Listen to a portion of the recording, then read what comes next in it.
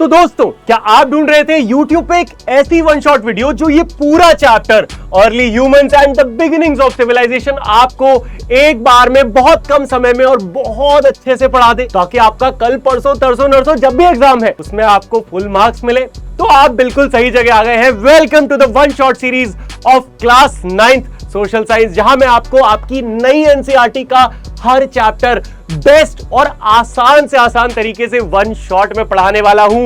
And this is the one shot of early humans and the beginnings of civilization. मुझे इतने messages आए कि आदि भैया ये इतना बड़ा चैप्टर है, हमें समझ ही नहीं आ रहा। तो ये वो लास्ट दिन होगा, क्योंकि इस वीडियो को देखने के बाद ऐसा एक सिंगल क्वेश्चन नहीं होगा जो आप सॉल्व ना कर पाओ। तो बिना किसी देरी के फटाफट शुरू करते हैं और ये पूरा चैप्टर कवर कर लेते हैं मौज मस्ती के साथ। तो भैया इस चैप्टर में देखा जाए तो बस ये 9 ही टॉपिक है 9 नहीं, सॉरी 8, बहुत आसान से हैं। सबसे पहले हम जानेंगे कि अर्ली ह्यूमन हिस्ट्री कैसी थी, फिर स्टोन एज जिसमें हम पैलियोलिथिक, मीजोलिथिक एंड नियोलिथिक पढ़ेंगे, फिर हम बात करेंगे नियोलिथिक पीरियड इंडिया में कब आया, कैसे आया, क्या हुआ, फिर बात होगी ब्रॉन्ज एज की, फिर हम 3 सिविलाइजेशन की बात करेंगे, 4 इनफैक्ट, सिंधु सरस्वती अपनी इंडिया की, हड़प्पन सिविलाइजेशन, मेसोपोटेमिया, इजिप्शियन और लास्ट में चाइनीज सिविलाइजेशन पढ़ के ये प्यारा सा छोटा सा चैप्टर खत्म हो जाएगा। देखो भाई, सही बताऊं तो इस चैप्टर में ढेर सारे फैक्ट्स हैं, तो आपको बनाने पड़ेंगे मेरे साथ मिलके बहुत सारे फंडे, जिनसे हम हर इंपॉर्टेंट फैक्ट को याद रख पाएं और कभी भी ना भूलें। ठीक है, चलो भाई, तो शुरुआत करते हैं हिस्ट्री की। क्या आपको क्या लगता है इतिहास क्या है? आदि भैया, राजाओं की, महाराजाओं की कहानियां, बैटल्स कब हुई, बैटल ऑफ प्लासी कब हुई, क्या यह इतिहास है? नहीं, एक्चुअल हिस्ट्री तो इस सबसे बहुत ज्यादा है। असल हिस्ट्री तो इन राजाओं महाराजाओं से कई पीछे जाके शुरू होती है, जिस समय की हमें एक्चुअल क्या हुआ था हमको पता ही नहीं। देखो, राजा महाराजाओं की कहानियां हम ज्यादा क्यों पढ़ते हैं? क्योंकि उस समय का रिटन इतिहास है। लेकिन सोचो, एक इतना पुराना समय जब राइटिंग ही एग्जिस्ट ना करती हो, तब का इतिहास कैसे पढ़ेंगे? तब का इतिहास पढ़ने के लिए हम यूज करते हैं आर्कियोलॉजिकल एविडेंसेस, यानी कि वो एविडेंस जो कि हमें जमीन से मिलते हैं, जमीन की खुदाई में मिलते हैं, जैसे कि फॉसिल्स, बोन्स, ये सारी चीजें। ठीक है, तो इतना अपने को समझ में आया कि हमारी एक्चुअल हिस्ट्री बहुत पुरानी है। हम जो हिस्ट्री पढ़ रहे हैं वो हिस्ट्री है जो रिटन है, लिखी लिखाई है। लेकिन आज ये लिखी लिखाई इतिहास को भूल जाओ। आज हम इतिहास के उन पन्नों पे चलेंगे जिनके असल कोई पन्ने ही नहीं है, क्योंकि वो तो इतिहास आर्कियोलॉजिकल एविडेंसेस से आया है। देखो, रिटन लैंग्वेज जो राइटिंग है ना, ये राइटिंग पूरी दुनिया में बहुत बाद में डेवलप हुई। इससे पहले ही इंसान बहुत सारी मस्ती कर चुका था, बहुत सारी चीजें वो कर चुका था, फिर जाके वो राइटिंग बनाना सीख पाया। तो इससे पहले जो हुआ, ये पूरा चैप्टर उसी के बारे में है। तो इसका एक एग्जांपल देता हूं। जैसे हमारे भारत की जो भाषा है हिंदी, इसकी शुरुआत होती है एक स्क्रिप्ट से जिसका नाम था ब्राह्मी स्क्रिप्ट। ठीक है, तो देखो, वैसे तो इंडिया में और भी बहुत सी स्क्रिप्ट, जैसे सबसे पुरानी स्क्रिप्ट की बात करें तो इंडस वैली की स्क्रिप्ट होगी, जिसके बारे में हम आगे बात भी करेंगे। लेकिन आपके एनसीईआरटी के हिसाब से ये एक इंपॉर्टेंट टॉपिक आता है ब्राह्मी स्क्रिप्ट, तो मैंने कहा भाई बता देते हैं। तो ब्राह्मी एक प्रोमिनेंट इंडियन स्क्रिप्ट थी जो कि साउथ इंडिया और साथ साथ में गंगा वैली यानी कि नॉर्थ इंडिया में भी यूज होती थी। इसका इस्तेमाल 400 बीसीई के आसपास होता था। मतलब ये ज्यादा पुरानी बात नहीं है। इस चैप्टर में तो हम बात करेंगे नॉर्मली 2000 साल पहले, 2 मिलियन साल पहले, इतने पहले की। तो देखा जाए ये तो नई भाषा है, और इस भाषा को पॉपुलर बनाने का सबसे बड़ा श्रेय जाता है एम्परर अशोका को। अशोक को हम सब जानते हैं, वही अशोक जो हमारे देश के नेशनल एम्बलम पे है। अशोक चक्र पता है वो किससे आता है? एम्पायर, जो एम्परर था अशोक, वहां से आता है। तो इन्होंने इसको फॉर्मलाइज करा 3rd सेंचुरी बीसीई में। यहां तक सब सॉर्टेड है। अब आता है हमारा पहला क्वेश्चन। पहला क्वेश्चन जो आपके पेपर में पूछा जा सकता है वो है कि राइटिंग का इन्वेंशन होने के बाद और पहले में क्या अंतर है? बड़ा आसान है। राइटिंग का इन्वेंशन जब नहीं हुआ था, वो हमारी असल में 99% हिस्ट्री है। यानी कि सोचो, ये एक ऐसी कहानी है जिसकी 99% स्टोरी तो हमें सही से पता ही नहीं है। सिर्फ 1%, in fact less than 1% human history है जो लिखी हुई है, जिसमें राइटिंग डेवलप हो गई थी। अब यहां पे हमें सारी चीजें जो पता चलती हैं वो टूल्स और आर्टिफैक्ट्स की मदद से पता चलती हैं, जबकि यहां पे आर्टिफैक्ट्स के साथ साथ हमें रिटन रिकॉर्ड्स मिलते हैं, तो सॉर्ट हो जाता है मामला। People thoughts are difficult to understand. हमें नहीं पता कि उस जमाने के लोग क्या सोचते होंगे, कैसे सोचते होंगे, हमें पता नहीं भाई। लेकिन यहां पे जब राइटिंग का इन्वेंशन हो गया था तो लोगों ने अपने थॉट्स को लिखना शुरू करा, तो हमें पता है लोग क्या सोचते हैं।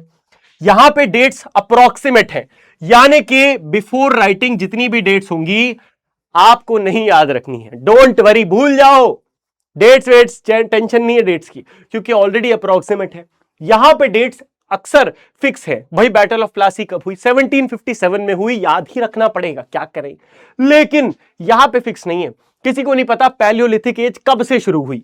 एक अप्रॉक्स पता है, फिक्स कोई डेट थोड़ी थी कि भैया आज इस पावन अवसर पर पैलियोलिथिक एज की शुरुआत हो गई, ऐसा नहीं हुआ। ठीक है, किसी को पता ही नहीं। चलो, तो अब सवाल आता है प्रॉपर अर्ली ह्यूमन हिस्ट्री का। यहां से अब कहानी की शुरुआत होती है।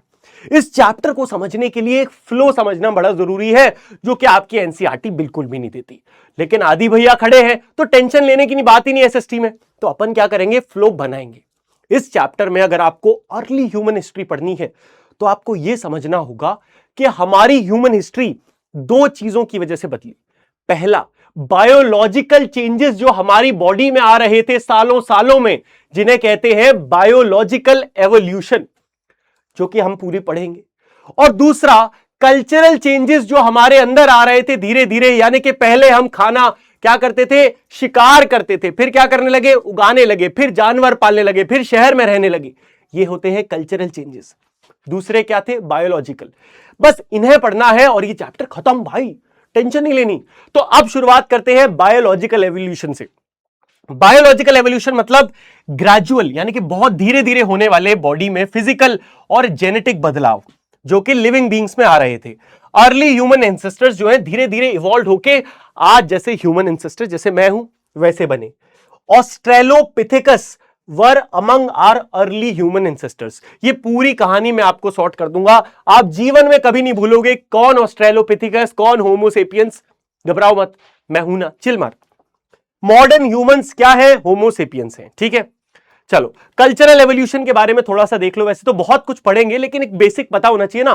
कल्चरल एवोल्यूशन का मतलब जो ग्रेजुअल डेवलपमेंट हो रहा था ह्यूमंस का, टूल्स में, स्किल्स में, टेक्नोलॉजिया में, वेज ऑफ लिविंग में, ये सारी चीजें। ठीक है, चलो अब बात करते हैं बायोलॉजिकल एवोल्यूशन की। हाँ, टॉपिक डाल दो बायोलॉजिकल एवोल्यूशन। शुरुआत करेंगे की टर्म से। एक नाम है जो एनसीईआरटी में चालाकी से चुपके से घुसा दिया गया है, जिसका नाम है होमिनिन। बोलने में मजा आएगा, बोल के देखो, होमिनिन होमिनिन होमिनिन। होमिनिन मतलब एक ग्रुप जिसके अंदर मॉडर्न ह्यूमंस तो आएंगे, बल्कि हमारे सारे अर्ली एंसेस्टर्स भी आएंगे। भाई देखो, मेरा पढ़ाने का तरीका थोड़ा अलग है भैया। मैं इन्हें क्या कहता हूं, वर्ड अपडेट कहता हूं, वर्जन। इंसान का वर्जन है ये। मैं क्या बोलता हूं, इंसान के प्रीवियस जितने वर्जन हैं वो सब क्या है, होमिनिन है। होमिनिन ऐसे समझो, आज कौन सा आईफोन आ रखा है नया, सबको पता है। आदि भैया आईफोन 17 चल रहा है, 18 आने वाला। अगर मैं बोलूं सिर्फ और सिर्फ आईफोन्स, तो तुम लोग समझ जाओगे कि इसके अंदर आईफोन 17 तो आया ही आया, लेकिन पुराने जितने आईफोन आ चुके हैं वो सब भी आ गए। 16 आ गया, 14 आ गया, है ना, 15 शायद नहीं आया था ना, फिर 11 आ गया, 10 आ गया, सारे आ गए, सारे आईफोन्स आ गए। तो सिमिलरली अगर मैं सिर्फ इतना लिख दूं होमिनिन, अगर मैंने लिख दिया होमिनिन, तो इसके अंदर हमारे जितने भी एंसेस्टर्स आए, चाहे वो होमोसेपियंस हो जो कि हम अभी हैं, या फिर हमसे आने वाले पहले जितने थे वो सब। अब मैं यहां क्यों नहीं लिख रहा हूं, क्योंकि अभी तक मैंने पढ़ाई ही नहीं है, तो क्यों लिखूं। ठीक है, लेकिन ये पता होना चाहिए कि होमिनिन क्या होता है। अब आई है मेन स्लाइड। भाई अगर तुमको ये स्लाइड समझ में आ गई, तुम्हारा सारा खेल सॉर्टेड। और ये स्लाइड समझ नहीं आई तो सारा खेल टाटा फेस। तो भैया सब काम छोड़ के केवल इधर स्क्रीन पे ध्यान दो और ये देखो।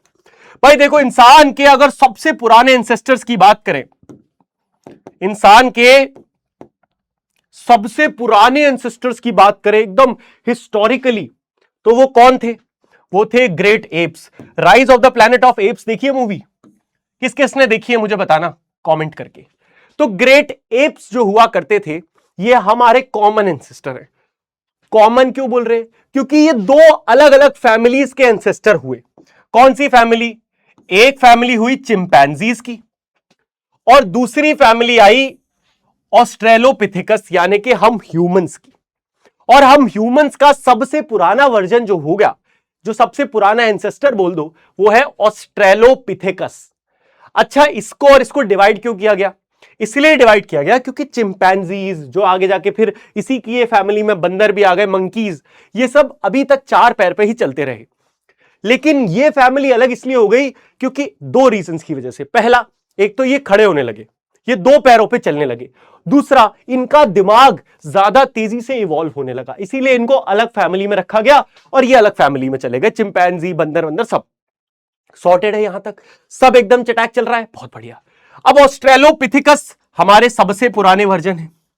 ऑस्ट्रेलोपिथेकस धीरे धीरे करके, देखो ऑस्ट्रेलोपिथेकस के बारे में भी एक खास बात बताऊं, हमें इंसान का सबसे पुराना अगर कोई जगह मिली है कि सबसे पहले दुनिया में अगर कहीं ह्यूमंस रहे होंगे, ह्यूमंस मतलब ये, तो वो कहां मिली? अफ्रीका में मिली। सबसे पहले इंसान बना कहां? अफ्रीका में, एज पर अभी। देखो हम कभी ये नहीं कहेंगे एज अ एसएसटी टीचर, मैं कभी नहीं कहूंगा कि ये 101% सही है। हो सकता है फ्यूचर में ऐसी कोई टेक्नोलॉजी आए कि टाइम मशीन बन जाए और हम पास्ट में जाके देख पाए, बट अभी तक अपन ने जितना पढ़ा है अपने को पता है कि अफ्रीका में ही ये इसका जन्म हुआ ऑस्ट्रेलोपिथेकस का। फिर धीरे धीरे क्या हुआ, इसका दिमाग इवॉल्व हुआ और ये बन गया होमो हैबिलिस। क्या बना? Homo habilis. तो हैबिलिस को ऐसे याद रखना है, हबीबी। हबीबी, हबीबी बोलते ना, दुबई में क्या बोलते हैं? हबीबी, शेख लोग बोलते हैं। तो होमो हैबिलिस, ठीक है। और ये मत सोचना कि ये 10-12 दिन में हुआ है, 10-12 साल, अबे सालों हजारों सालों में हुआ है ये काम, ठीक है। हजारों सालों में ये डिफरेंस आया है कि ऑस्ट्रेलोपिथेकस से होमो हैबिलिस बन गए। फिर होमो हैबिलिस से अगला वर्जन बना होमो इरेक्टस। और फिर आगे बताऊं उससे पहले इनके बारे में समझो। इसका नाम ऑस्ट्रेलोपिथेकस ही क्यों है? देखो, ऑस्ट्रेलो का मतलब होता है साउथ, जैसे ऑस्ट्रेलिया कहां है? साउथ में है। अगर आप बात करो हमारे अर्थ की, तो हमारे अर्थ को आप डिवाइड कर सकते हो नॉर्दर्न हेमिस्फीयर, सदर्न हेमिस्फीयर। अब साउथ अफ्रीका, जो हमारा अफ्रीका है पूरा का पूरा कॉन्टिनेंट, वो आपके सदर्न हेमिस्फीयर में लाई करता है, साउथ में। और साउथ कहां है आपका? साउथ में, मतलब सॉरी, अफ्रीका कहां है? साउथ में। और वहीं पहली बार इंसान मिला, तो हिस्टोरियंस ने नाम रख दिया ऑस्ट्रेलोपिथेकस, ठीक है। ऑस्ट्रेलो क्योंकि ये ऑस्ट्रिया साइड में, मतलब आपके साउथ साइड में मिला, ठीक है। लेकिन इतना इंपॉर्टेंट नहीं है, ये कहानी भूल भी जाओगे चलेगा। अब बात आई होमो हैबिलिस की। होमो हैबिलिस हमारा ह्यूमंस का पहला ऐसा वर्जन आया जो कि हैंडीमैन था, यानी कि ये एक ऐसा वर्जन था जो जानवरों की तरह नहीं बल्कि एक इंसान की तरह काम करता था। ये काम मतलब चीजें, पत्थर को उठाता था, जानवरों का फेंक के शिकार करता था। ये पहला वर्जन आया। अभी तक भी ये होमो हैबिलिस भी ऐसे चलता था, झुक झुक के, मतलब अपने हाथों को भी जमीन पर टच रखता था। फिर क्या हुआ, धीरे धीरे करके ये एकदम इरेक्ट हो गया, और जब ये एकदम सीधा चलने लगा ऐसे मेरी तरह, तब ये कहला गए होमो इरेक्टस। देखो, ऑस्ट्रेलोपिथेकस दो पैरों पे चलता था लेकिन हाथों का हल्का सपोर्ट लेता था। होमो हैबिलिस दो पैरों पे चलता था लेकिन बहुत कम, कभी कभी हाथ जमीन पे टच करता था और बहुत झुक के चलता था। होमो इरेक्टस प्रॉपर इंसान की तरह ऐसे ऐसे चलने लगा, ठीक है। इसीलिए याद रखना, इरेक्ट मतलब अपराइट, सीधा। अब इसके बाद दो पॉसिबिलिटी हुई। देखो हुआ क्या, जो लोग अफ्रीका में ही थे, आपको पता है, कुछ लोगों को चुल चढ़ी कि भैया हम अफ्रीका से बाहर निकल के देखें। अब उन्हें क्या पता था क्या अफ्रीका, उनके लिए तो सब जमीन है। अब उन्हें बोलना भी नहीं आता था, उन्हें क्या, जहां रास्ता दिखा चलते गए चलते गए चलते गए, और धीरे धीरे उन्होंने अफ्रीका कॉन्टिनेंट को छोड़ दिया, बाहर निकल गए। जब वो बाहर निकल गए तो उनके अंदर कुछ चेंजेस आए और वो पहुंचे किधर? अफ्रीका से पहुंचे यूरोप और वेस्ट एशिया की साइड, और इन्हें कहलाया गया निएंडरथल्स। क्या कहलाया गया? निएंडरथल्स। और जो लोग अफ्रीका में ही रह गए वो वहीं पे क्या हुए? वो वहीं पे धीरे धीरे करके क्या हुए? इवॉल्व हुए। और क्या बने? होमोसेपियंस बने। और जब ये धीरे धीरे होके होमोसेपियंस यानी कि बिल्कुल जैसे आज हम हैं ऐसे बन गए, तब ये अफ्रीका से निकल के दुनिया भर में भाग गए। और ये निएंडरथल्स ये भी और कुछ नहीं है, ये भी बाद में जाके क्या बने, होमोसेपियंस ही बने। तो ये है पूरी की पूरी कहानी। अगर ये कहानी तुम्हें आ गई समझ तो चैप्टर तुम्हारे लिए हलवा है। और अगर इसमें कंफ्यूजन है तो अभी के अभी वीडियो को थोड़ा सा पीछे करो और फिर समझ लो। एक बार मैं फिर समझा देता हूं। हमारे कॉमन एंसेस्टर हुआ करते थे ग्रेट एप्स, कॉमन एंसेस्टर्स। यहां से दो परिवार निकले, चिंपैंजी परिवार और ऑस्ट्रेलोपिथेकस यानी कि दो पैरों पे चलने वाला जानवर। अब ये ऑस्ट्रेलोपिथेकस से जब हमारा नया वर्जन आया यानी कि हमारा नया एंसेस्टर इवोल्यूशन हुआ, ये इवोल्यूशन पूरा याद रखना, ये पूरा हम बायोलॉजिकल इवोल्यूशन पढ़ रहे हैं। कैसा बायोलॉजिकल एवोल्यूशन है ये पूरा जो हम पढ़ रहे हैं।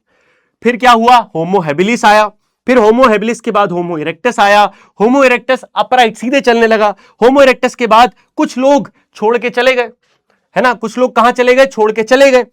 कहां चले गए, यूरोप और वेस्ट एशिया की तरफ। और जो लोग यूरोप और वेस्ट एशिया की तरफ गए इनके अंदर कुछ बदलाव आए, यानी कि ये थोड़े, क्योंकि ये लोग एशिया की तरफ गए, यूरोप की तरफ गए, वहां पे ठंड पड़ती है और वहां ठंड पड़ेगी, वहां पे अलग तरीके के जानवर होंगे, तो इनकी बॉडी अलग तरीके से इवॉल्व हुई। ये लोग थोड़े ज्यादा तगड़े हो गए, साइज में ज्यादा बड़े हो गए, मतलब इनका एक अलग वो आया, ठीक है, क्योंकि ये अलग रीजन में चले गए, वहां ज्यादा ठंड थी तो इनकी बॉडी ठंड के हिसाब से अडेप्ट हो गई। लेकिन जो लोग अफ्रीका में ही रहे, ऐसा नहीं है कि ये लोग सीधे इवॉल्व नहीं हुए, होमो इरेक्टस से जो लोग अफ्रीका में ही रहे वो सीधे होमो सेपियंस बने। लेकिन जो लोग छोड़ के चले गए थे बीच में ही, वो पहले निएंडरथल्स बने और फिर वो इवॉल्व होके होमो सेपियंस बने। बस इतना फंडा चटक गया, समझ ले चैप्टर खटक गया। आगे आ जा।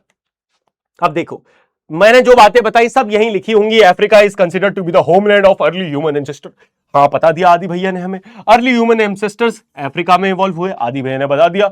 उन्होंने मूवमेंट शुरू करा 2 मिलियन साल पहले। 2 मिलियन साल पहले वो अफ्रीका से इधर उधर जाना शुरू कर चुके थे। अब ये देखो कहां कहां उन्होंने शुरू करा, एनसीईआरटी का डायग्राम है। ये है आपका पूरा का पूरा कौन सा कॉन्टिनेंट, अफ्रीका कॉन्टिनेंट। ध्यान से देखो यहां पे कौन कौन से रास्ते हैं, ये रास्ता है, ये रास्ता है, यहां से वो निकले। अब यहां से दो रास्ते हैं, एक रास्ता दिख ही नहीं रहा होगा मुझे लग रहा है, कौन सा कलर लाऊं जो दिखे, येलो दिखेगा, चलो। यहां से एक रास्ता है कि वो ऐसे यूरोप की तरफ बढ़ जाए और एक रास्ता है कि वो वेस्ट एशिया की तरफ बढ़ जाए। तो कुछ लोग वेस्ट एशिया की तरफ चले गए, कुछ लोग यूरोप की तरफ चले गए। यही रास्ते आपको पूरे मैप पे दिखाए गए हैं कि कैसे यहां से हमारे इंडिया प्यारे प्यारे भारत होते हुए ये लोग यहां वेस्ट एशिया की तरफ पहुंचे, कुछ लोग यहां पहुंचे, कुछ लोग इधर पहुंचे। समझ में आया? बहुत बढ़िया, मजा आ रहा है यहां तक। तो भैया अब कहते हैं कि 2 माइग्रेशन आए, मैंने आपको खुद भी बताया 2 बार लोग अफ्रीका से बाहर निकले, एक बार बीच में ही निकल गए और कहां पहुंचे, यूरोप और वेस्ट एशिया, और दूसरी बार जब निकले तो पूरे वर्ल्ड वाइड वो फैल गए। सेम बात लिखी है। पहली बार Homo erectus was the first major hominin. Hominin का मतलब भी मैंने आपको ऑलरेडी पहले बता दिया था, ये सारे ग्रुप होमिनिन कहलाता है। तो पहला होमिनिन था होमो इरेक्टस जो कि अफ्रीका से बाहर निकला। ये जब अफ्रीका से बाहर निकले तब तक ये हैंड एक्स, हाथ से बनने वाली कुल्हाड़ी, और क्लीवर बनाना, क्लीवर मतलब इस तरीके का जो पत्थर होता है ऐसा वाला, ये बनाना सीख चुके थे, है ना, ये सब ये बेसिक चीजें बनाना सीख चुके थे। ये टूल्स क्योंकि हमें एशिया और यूरोप में मिले तो हमने मान लिया कि ये लोग एशिया और यूरोप की तरफ गए होंगे। ये भी समझो कि जो आप पढ़ रहे हो ऐसा नहीं है कि ये पत्थर की लकीर है। हो सकता है आप में से ही कोई बच्चा कल को एक बेहतर रिसर्च करके इस बात को गलत प्रूफ कर दे, है ना। वो पढ़ा होगा तुम लोगों ने साइंस में, थॉमसन का मॉडल के एक ने मॉडल बनाया, फिर दूसरे ने बताया, दूसरे ने कहा चल बे तेरा गलत है, तीसरे ने कहा चल बे तेरा भी गलत है, चौथे ने कहा चल बे तेरा भी गलत है, और हम कह रहे हैं अब हम पागल है। ऐसा एसएसटी में भी हो सकता है। तो ये नहीं सोचना है कि ये एकदम सत्य है। हमें जो प्रूफ मिले हैं उसके हिसाब से हमने ये थ्योरी बनाई है, क्योंकि भैया हमें टूल्स जो है एशिया और यूरोप में मिले तो हमने मान लिया कि ये लोग एशिया यूरोप की तरफ गए होंगे। इनके मूवमेंट की टाइमलाइन की बात करें तो 2 से लगभग 0.5 मिलियन ईयर्स अगो ये पहली बार मूव किए होंगे। और याद रखना होमो इरेक्टस ही जब यहां पहुंचे तो वहां जाके एक नया वर्जन बने, कौन, निएंडरथल्स। निएंडरथल्स, ठीक है, एकदम सॉर्टेड चल रहा है, कोई कंफ्यूजन यहां तक नहीं हो रही है। सेकंड मेजर माइग्रेशन आपको पता है क्या हुआ कि भैया अब जो लोग होमोसेपियंस बन गए, ये होमोसेपियंस ही धीरे धीरे वर्ल्ड वाइड फैल गए। और ये कब हुआ? मात्र 3 लाख साल पहले, है ना। ये ज्यादा पुरानी बात नहीं है, क्योंकि यहां देखो 2 मिलियन साल और कहां 3 लाख साल पहले, बहुत डिफरेंस है। तो मेजर मूवमेंट क्या हुआ होमोसेपियंस का अफ्रीका से बाहर? हां देखो, होमोसेपियंस इवॉल्व हुए 3 लाख साल पहले, सॉरी ये इवॉल्व हुए हैं। ये क्या हुए? इवॉल्व। मूवमेंट कब हुआ? मात्र 1,25,000 साल पहले। ये तो बहुत ही कम हो गया टाइमलाइन के हिसाब से देखें तो, क्योंकि पहली बार 2 मिलियन साल पहले, दूसरी बार 1,25,000 साल पहले। तो ये बहुत बाद में हुआ। ये तब हुआ जब इंसान ऑलरेडी होमोसेपियंस बन चुका था। एकदम सॉर्टेड, एकदम आसान हलवा चल रहा है, कुछ कंफ्यूजन नहीं हो रही अभी तक, तो बहुत बढ़िया। धीरे धीरे ये लोग दुनिया के सारे अलग अलग पार्ट्स में फैल गए। चलो यहां तक बढ़िया है। अब हमारे ह्यूमन एंसेस्टर्स कौन थे समझो। ओल्ड वर्ल्ड, हमारे हिस्ट्री जब हम पढ़ते हैं, देखो मैं तो हिस्ट्री से मास्टर्स कर रहा हूं, है ना, तो मैं तो हिस्ट्री बहुत ही पढ़ता हूं। मतलब ठीक है, हिस्ट्री मुझे अच्छी लगती है, लेकिन मैंने ना फंडे बना दिए। मुझे ज्यादा पॉलिटिकल साइंस पसंद है। देखो पर्सनल अपना अपना सबका होता है, लेकिन मुझे हिस्ट्री बुरी नहीं लगती, स्पेशली ये वाली हिस्ट्री। मुझे वो आपको भी ऑब्वियसली वो जो हिस्ट्री है ना, दिल्ली सल्तनत और फ्रेंच रेवोल्यूशन, वो वाली हिस्ट्री बहुत मजेदार है। ये हिस्ट्री थोड़ी बोरिंग है क्योंकि यहां कहानियां नहीं है, लेकिन ये पढ़नी जरूरी है ना, सिलेबस का पार्ट है तो पढ़ना तो पड़ेगा। तो अपन इसको इंटरेस्टिंग बना के पढ़ते हैं ना, यही गोल। देखो मैं टीचिंग में ही सिर्फ इस गोल के साथ आया था कि अगर मैं टीचिंग में आया तो भाई साहब फिर ऐसा आना है कि हर बच्चा भारत का बस एक बात बोले कि सोशल साइंस मतलब आदि भैया। तो अगर आज मैं तेरे को ये चैप्टर पढ़ा रहा हूं ना, कम से कम मैं 7 से 8 बार एनसीईआरटी को पर्सनली रीड कर चुका हूं, पता नहीं कितनी बार पढ़ा चुका हूं, हर कंटेंट जो इंटरनेट पे है वो देख चुका हूं, हर क्वेश्चन जो पूछा जा सकता है वो देख चुका हूं, तब पढ़ा रहा हूं। और मैं दावे से कहता हूं कि इस वीडियो के बाद तुझे कोई भी दिक्कत नहीं आएगी, ये प्रॉमिस है, ठीक है। चल, तो जब हम हिस्ट्री पढ़ते हैं तो एक बात आती है ओल्ड वर्ल्ड। तो ओल्ड वर्ल्ड कंसिडर करते हैं अफ्रीका को, एशिया को और यूरोप को। अब तक थोड़ा भी अगर आप कॉमन सेंस लगाओगे तो समझ जाओगे क्यों।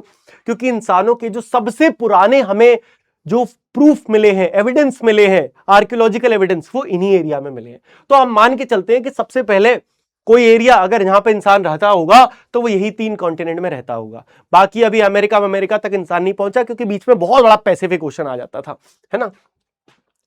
अब लगभग 3.3 million years ago one of our ancestors made some of the earliest known stone tools. तो अब यहां से हम लोग थोड़ा थोड़ा बात करना शुरू कर रहे हैं कल्चरल एवोल्यूशन की। हमने बायोलॉजिकल एवोल्यूशन समझ लिया, अब हम जैसे ही टूल्स की बात हो वैसे ही समझ जाना कल्चरल एवोल्यूशन पर टॉपिक शिफ्ट हो गया है ना।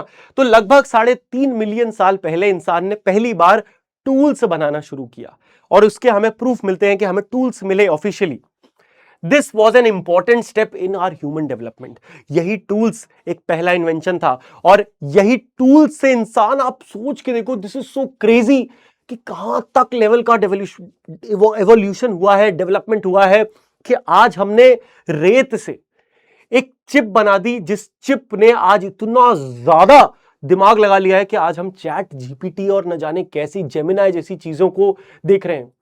और सोचो ये सब कुछ रेत से बना है। सेमीकंडक्टर चिप रेत से बनती है, और रेत से बाइनरी लैंग्वेज बना के, पाइथन बना के, क्या कोडिंग लेवल, क्या इंसान है भाई हम, क्या इतिहास रहा होगा हमारा कि हमने ये सब कर दिखाया, है ना। क्रेजी चीज है ना। अपने पूरे हिस्ट्री का आपको क्या लगता है सबसे बड़ा इन्वेंशन क्या होगा, बताना, ठीक है, अपने हिसाब से। चलो, तो अब ये जो टूल्स की हम बात कर रहे हैं, ये इतने इंपॉर्टेंट क्यों है भाई? ऐसा क्या रखा है इन टूल्स में कि ये इतना इंपॉर्टेंट है? देख भाई, ह्यूमंस अक्सर क्या कहते हैं, टूल मेकर्स कहते हैं, इन्हें होमिनिन्स भी कहते हैं। और ये जो टूल्स हैं, ये क्या थे? Are called extra corporal limbs. अब कहोगे आदि भैया ये समझ नहीं आया, अंग्रेजी पढ़ा करो नालायकों। देखो, लिम्ब का मतलब क्या होता है? हमारी बॉडी से निकलने वाले पार्ट, जैसे हमारे हाथ। अगर इंसान का हाथ 2 हाथ है, लेकिन कहा जाने लगा एक्स्ट्रा कॉर्पोरल लिम्ब्स, यानी कि इंसान के हाथ के अलावा भी एक तीसरा मतलब और हाथ, है ना। क्यों ऐसा कहा जाने लगा? क्योंकि 2 हाथों से इंसान क्या शिकार कर पाता, लेकिन जैसे ही वो एक टूल पकड़ने लगा, मतलब इतना ज्यादा, देखो सिंपल सी बात समझो, दिन रात सुबह शाम उस जमाने के लोग ये टूल्स पकड़ के ही रहते थे, बिकॉज ये उनके जिंदगी का इतना बड़ा हिस्सा था। अगर ये नहीं होगा तो कोई भी जानवर या दूसरा एंसेस्टर आके उनको मार देगा, क्योंकि पहले जंगल था, शिकार चलता था। पता चला तुम सो रहे हो, कोई और आया छक से तुम पे पत्थर मार के चला गया, अब क्या करें। इसीलिए हमेशा इंसान के हाथ में रहता था, इतना हाथ में रहने लगा कि कहने लगे एक्स्ट्रा लिम्ब है ये। ठीक है, चलो अब बात करते हैं फॉसिल की। फॉसिल आपको पता है, आपने हजारों मूवीज देखी हैं। फॉसिल क्या होता है? एक प्रिजर्व्ड रिमेन है। भाई कोई जानवर है, वो बेचारा पत्थर के नीचे दब गया, ऐसे का ऐसा ही वो बेचारा दफन हो गया। क्या हो गया? दफन हो गया। उसका जो ट्रेस है या उसका जो इंप्रेशन है किसी प्लांट का या एनिमल का या ह्यूमन का, वो हमें दिखता है। Both tools and fossils provide important evidence about early humans. और ये टूल्स ही और ये फॉसिल्स ही हमें इंपॉर्टेंट चीजें बताते हैं हमारे इतिहास के बारे में। आपकी एनसीईआरटी में एक इंपॉर्टेंट डायग्राम है जो कि आपको अलग अलग लोगों के बारे में अलग अलग चीजें बताता है। इसका मैंने आपको अलग से टेबल भी बना रखी है, लेकिन मैंने सोचा यहां दिखा दूं। देखो ये टेबल बनी हुई है, लेकिन यहां देख लो। जैसे होमो हैबिलिस का फेस स्ट्रक्चर देखो कैसा दिखता था आपको, काफी बड़ा फेस होता था। हमें सबसे पहले ये ओल्ड दुबई गॉर्ज तांजानिया और केनिया में मिला है ना। इसके हमें जो अवशेष मिले हैं ये सब कहां पे है? सबका सब आपका अफ्रीका में है, लगभग 2 से 6 मिलियन साल पहले। और ये चॉपर स्टोन टूल्स बनाते थे। कॉपर मत समझ जाना इसको, ये चॉपर मतलब सिर्फ चीजें काटने लायक, ऐसे स्टोन के पत्थर बनाते थे। फिर होमो इरेक्टस है ना, याद रखना। होमो हैबिलिस के बाद आया क्या? होमो इरेक्टस। होमो इरेक्टस कहां रहते थे? ईस्टर्न अफ्रीकन रिफ्ट वैली, मतलब ये भी अफ्रीका में ही रहते थे। लगभग 2 मिलियन साल पहले हमें ये इनके बारे में मिला। इन्होंने हैंड एक्स, हाथ से बनने वाली कुल्हाड़ी और क्लीवर बनाए, ये इनके बारे में इंपॉर्टेंट बात है। फिर निएंडरथल्स जो मैंने आपको बताया था, निएंडरथल्स वो लोग थे जो कि यूरोप और वेस्ट एशिया की तरफ चले गए थे।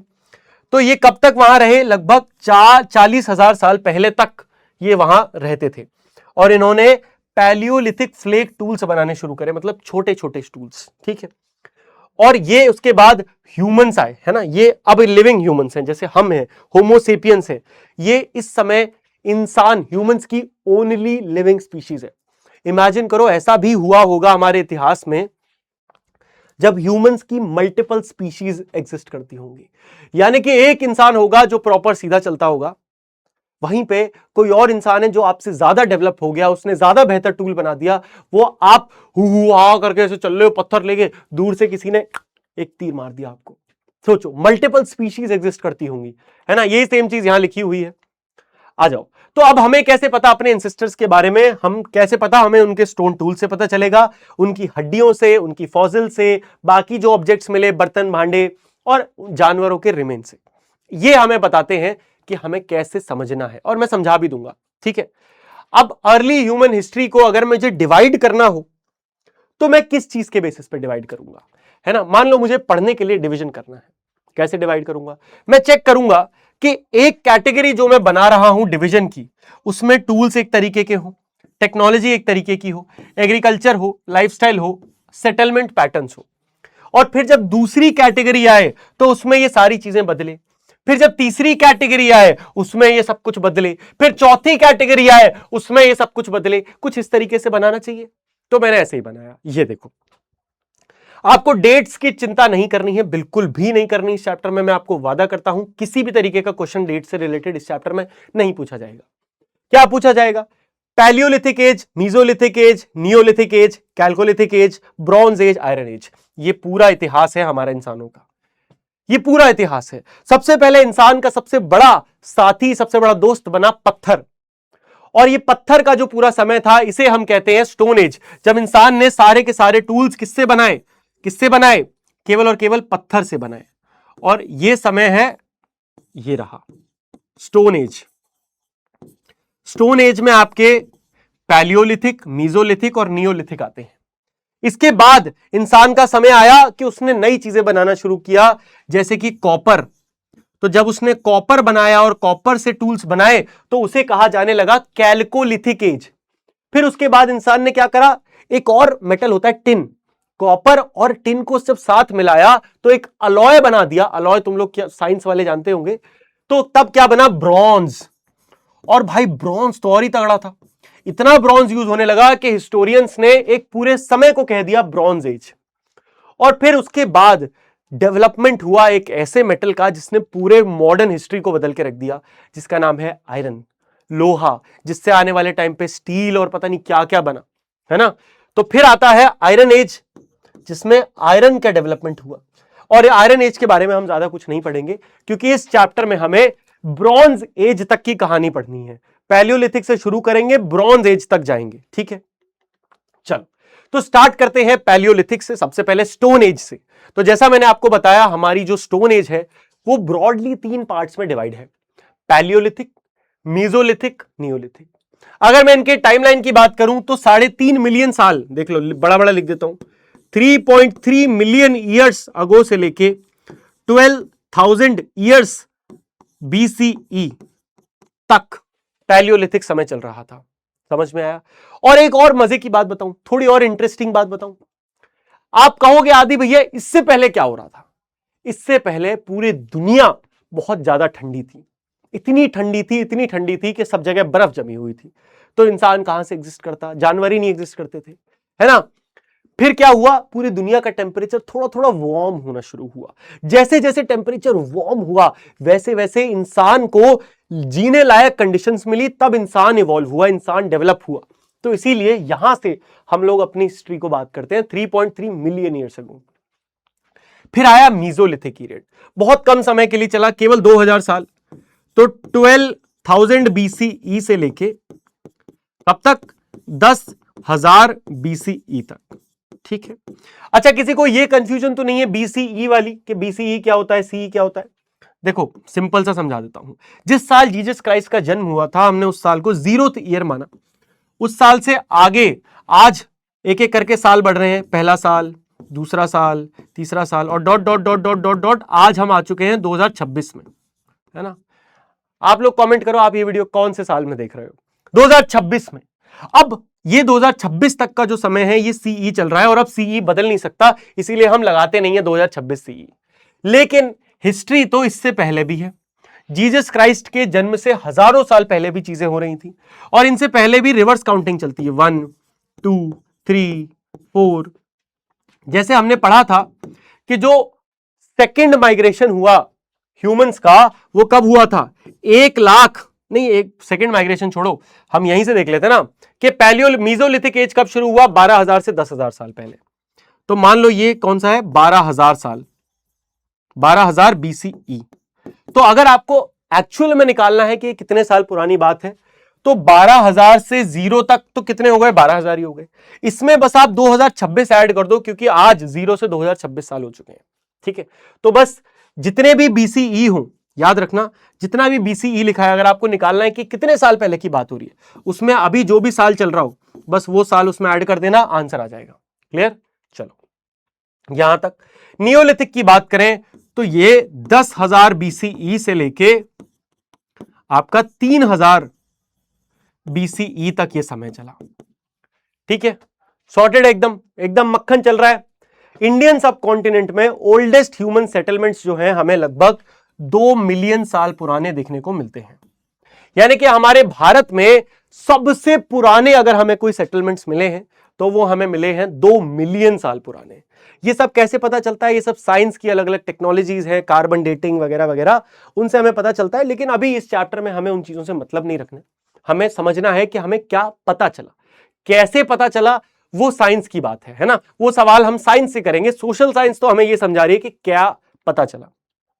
चलो, तो भैया इंपॉर्टेंट साइट्स की बात करते हैं। हमारे इंडिया में यहां से क्वेश्चन बनेगा, बहुत ध्यान से समझना। एंड मैं उसी तरीके से पढ़ा रहा हूं कि आपको समझ भी आए और हर इंपॉर्टेंट क्वेश्चन भी आपसे ना छूट पाए। तो कुछ साइट हैं हमारे इंडिया में जो हमें देखने को मिलती हैं, जैसे अतिरमपक्कम तमिलनाडु में हमें लगभग जो प्रूफ मिले हैं कि 1.5 टू 1.7 मिलियन ईयर्स अगो यहां पे लोग रहा करते थे। और याद रखना, ये 1.5 टू 1.7 मिलियन अगर यहां लिखा है, तो इसका मतलब ये कौन सा टाइम चल रहा है? इसका मतलब ये पैलियोलिथिक चल रहा है ना। और यही इसीलिए हेडिंग पड़ी हुई है। फिर ईसमपुर जो कर्नाटका में एग्जिस्ट करता है, 1.2 मिलियन ईयर्स अगो, यानी कि ये भी कौन सा टाइम चल रहा है? पैलियोलिथिक पीरियड के टाइम का चल रहा है। हमें आर्कियोलॉजिस्ट को मिला क्या? आर्कियोलॉजिस्ट को मेनली क्वार्ट्जाइट पत्थर होता है एक तरीके का, और लाइमस्टोन चूना पत्थर, इस तरीके के पत्थर के टूल्स मिले, जैसे कि जानवरों के फॉसिल्स। अच्छा ये टूल्स नहीं है। हाँ, हैंड एक्स, हमें पता है हैंड एक्स तो पैलियोलिथिक में ही मिली थी। क्लीवर, देखो मैंने आपको दिखा दिया क्लीवर क्या होता है, पतले पतले नुकीले पत्थर। स्क्रेपर, ये क्या होता है? पत्थर छीलने, किसी चीज को गड्ढा बनाने के लिए, छीलने के लिए। और चॉपर, चीजों को, मांस को काटने के लिए जो पत्थर थे। तो पत्थर के भी अलग अलग नाम है, बिकॉज अलग अलग काम थे पत्थर के, याद रखना ये भाई। तो ये है आपके लिए एक्स्ट्रा मार्क्स, ठीक है। ये है आपके लिए एक्स्ट्रा मार्क्स कि भैया जिसको एकदम ही 100 में 100 लाने हैं, ये उन बच्चों के लिए है। ध्यान से देखना, यहां पे मैं कुछ नाम आपको हाईलाइट करके दे रहा हूं। अगर चुपचाप बिना किसी को बताए तुमने ये पढ़ लिए तो भैया समझ लेना तुम्हारी मस्ती आ जाएगी, मस्ती आ जाएगी, मस्ती। देखो जो जो नाम मैं बोलूं वो नाम याद रखना। यार दिख ही नहीं रहा, कौन सा कलर लूं जो दिखे? बुरजा होम, वेरी इंपॉर्टेंट। मेहरगढ़ कहां पड़ता है, बस ये याद रखना, ठीक है। और मैं आपको बताता हूं, दीदवाना इतना इंपॉर्टेंट नहीं है, बागोर, दौवंज, भीमबेटका, है ना, वेरी इंपॉर्टेंट, भीमबेटका। और क्या इंपॉर्टेंट है? ईसमपुर, वेरी इंपॉर्टेंट, ठीक है। साधव, उमरेठी, लोतेश्वर, कातोती, दीदवाना, बागोर, दीना। ये देखो यहां पे कॉर्नर पे 3-4 साइट है, तुम्हें बस एक नाम याद रखना है, अतिरम पक्कम। क्या नाम याद रखना है? अतिरम पक्कम। अब ये गुड़िया, पूंडी, रेनीगुंता, संगकल्लू, तेरी साइट्स, है ना, बतादोम्बलेना, चिरकी निवासा, पाटने, ये सारे क्या है? बहुत सारे हैं। यहां पे क्या लिखा है? जो रेड वाले हैं वो क्या है? मीजो पैलियोलिथिक साइट्स हैं। जो ब्लैक वाले हैं वो मीजोलिथिक साइट्स हैं, और जो व्हाइट वाले हैं वो नियोलिथिक हैं। तो अगर आप ध्यान से देखोगे तो मैंने आपको ज्यादातर व्हाइट मार्क कराए हैं, केवल भीमबेटका, ईसमपुर और ये अतिरमपक्कम ये रेड वाले हैं, और यही 3 इंपॉर्टेंट है, ठीक है। अब यही तो मजेदार बात है, इतना टफ है कि बच्चा पढ़ेगा ही नहीं, देखेगा ही नहीं, लेकिन अगर तुमने मेरे से पढ़ के चुपचाप इसको प्रैक्टिस कर लिया, अबे देखो ध्यान से, कुछ नहीं है भाई, मैं तुम्हें सिखाता हूं ना कैसे करना है। अगर तुम ध्यान से देखो, अगर तुम अपने इंडिया का बेसिक मैप ही बना लो, ठीक है, मैं बहुत ऐसे रफ मैप बना रहा हूं,